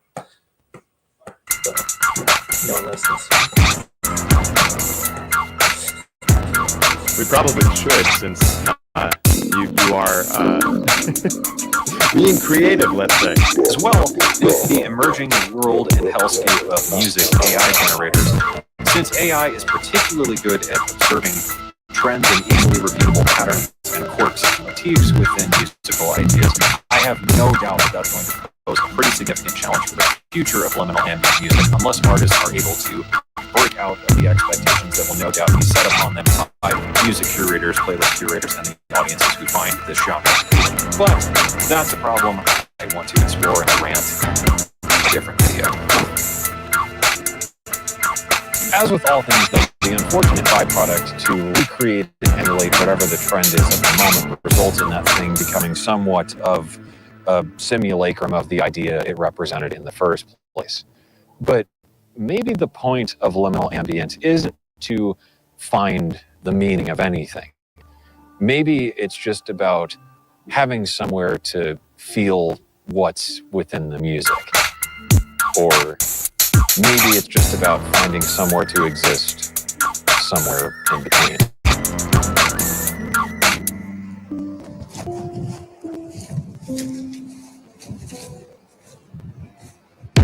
Notice a trend in a lot of these videos where they end with like emptiness. Hey there, end of the video. You knew this was coming. I'll keep it short. Videos like this, big people. And they ironically. This guy has a good humor. I really appreciate this guy's artistic tendency. Hey Sartori, how's it going? Hello. Let me finish out the video and then we'll go from here. I actually have an uplifting Gen Z video that I've only watched part of that we could play, but let me finish this and then open it up. Just one person, and I have to do them all myself. If you enjoyed the video and you want more videos like it, and to support my ability to make more free instrument libraries for everybody, you can become a patron with the link right down there. That's it. Bye. That's it. Maybe we should watch Seaback for a while. Saturday cookup. Mo's still going. That's cool. Yeah, so what do you guys got on your mind? Neil, congratulations. Did you say it was New Year's Eve? Yep.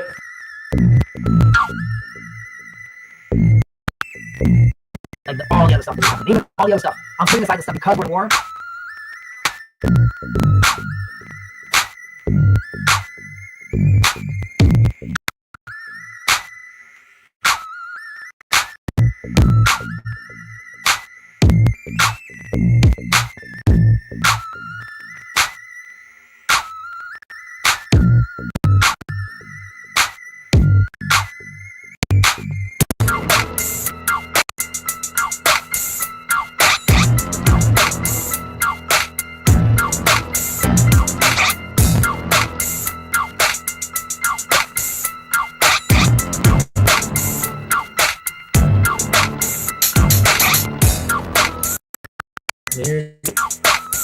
My Lucy was also born on New Year's Eve.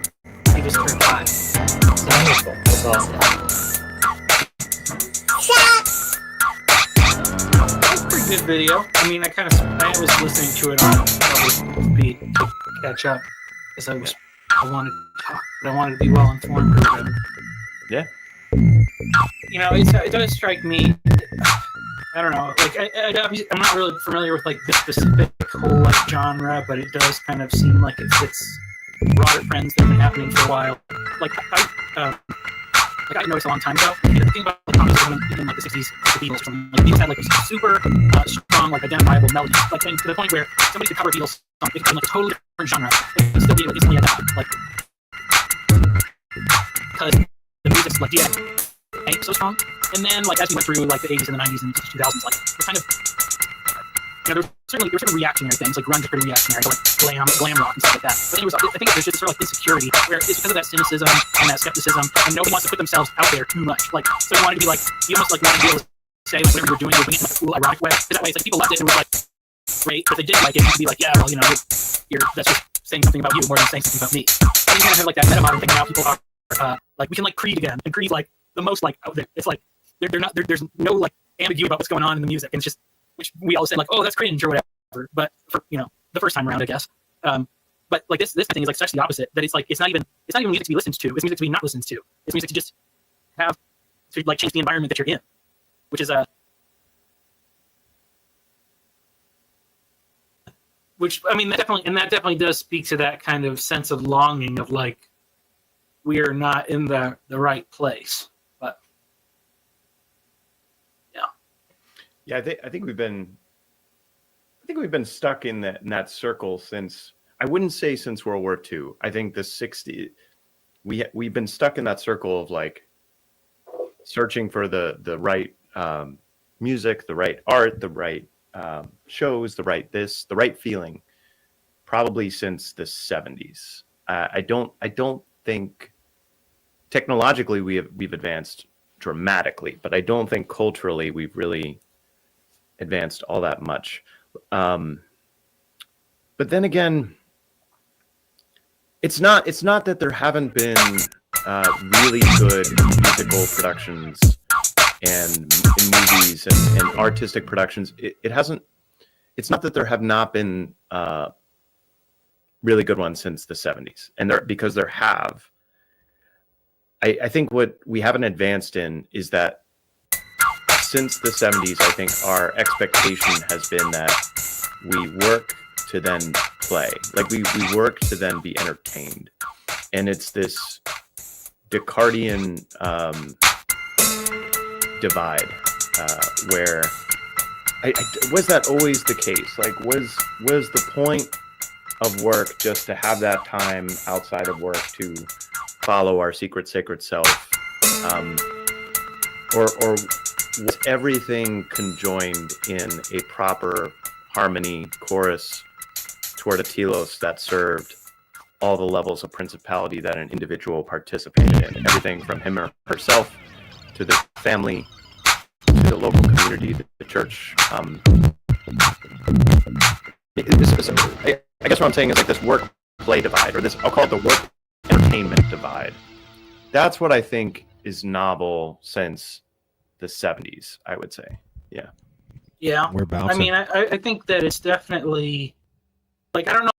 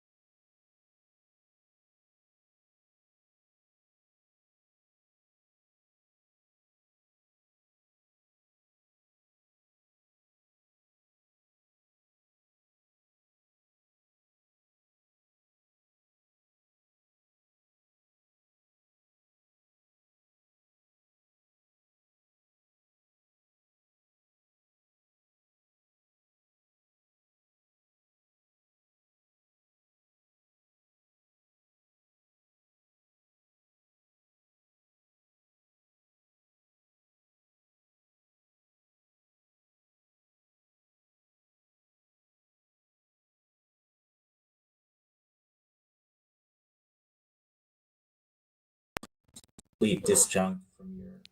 All right, folks. I'm going to take them off.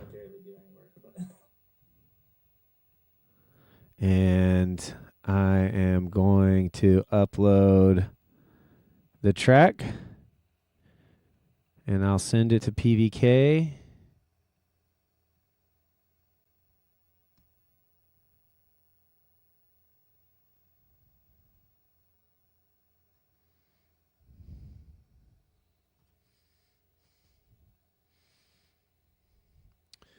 I think it's pretty good. Hopefully, I mean, I haven't listened to the bounce. I don't know what settings I used or anything. It could turn out sounding quite bad, actually. I guess there's only one way to find out. So, thanks to everybody for hanging. Hey, PVK. We did a long one today. We had lots of competition, but look who ended up joining the McMo stream.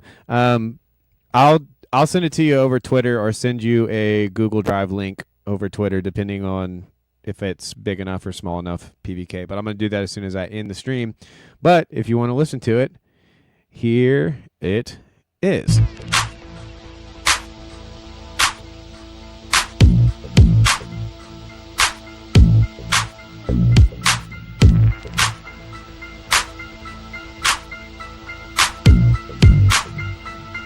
Dude, god damn.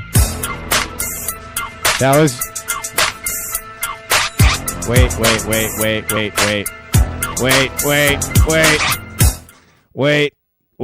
Sorry, that was not... It does not blaspheme in the beat, PVK. I'm so sorry. It does not blaspheme in the beat. That was my mistake. That was the video I played over. I thought I picked the one without the sound, but instead I picked the one with the sound. So we're going to have to... We'll do it. We'll do it from the top. We'll do it live.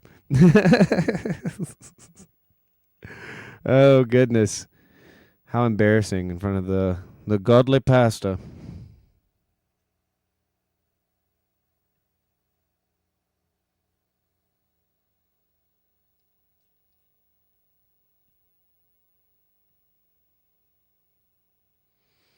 And now, of course, it's not wanting to play. Oh, that's because I still had it muted.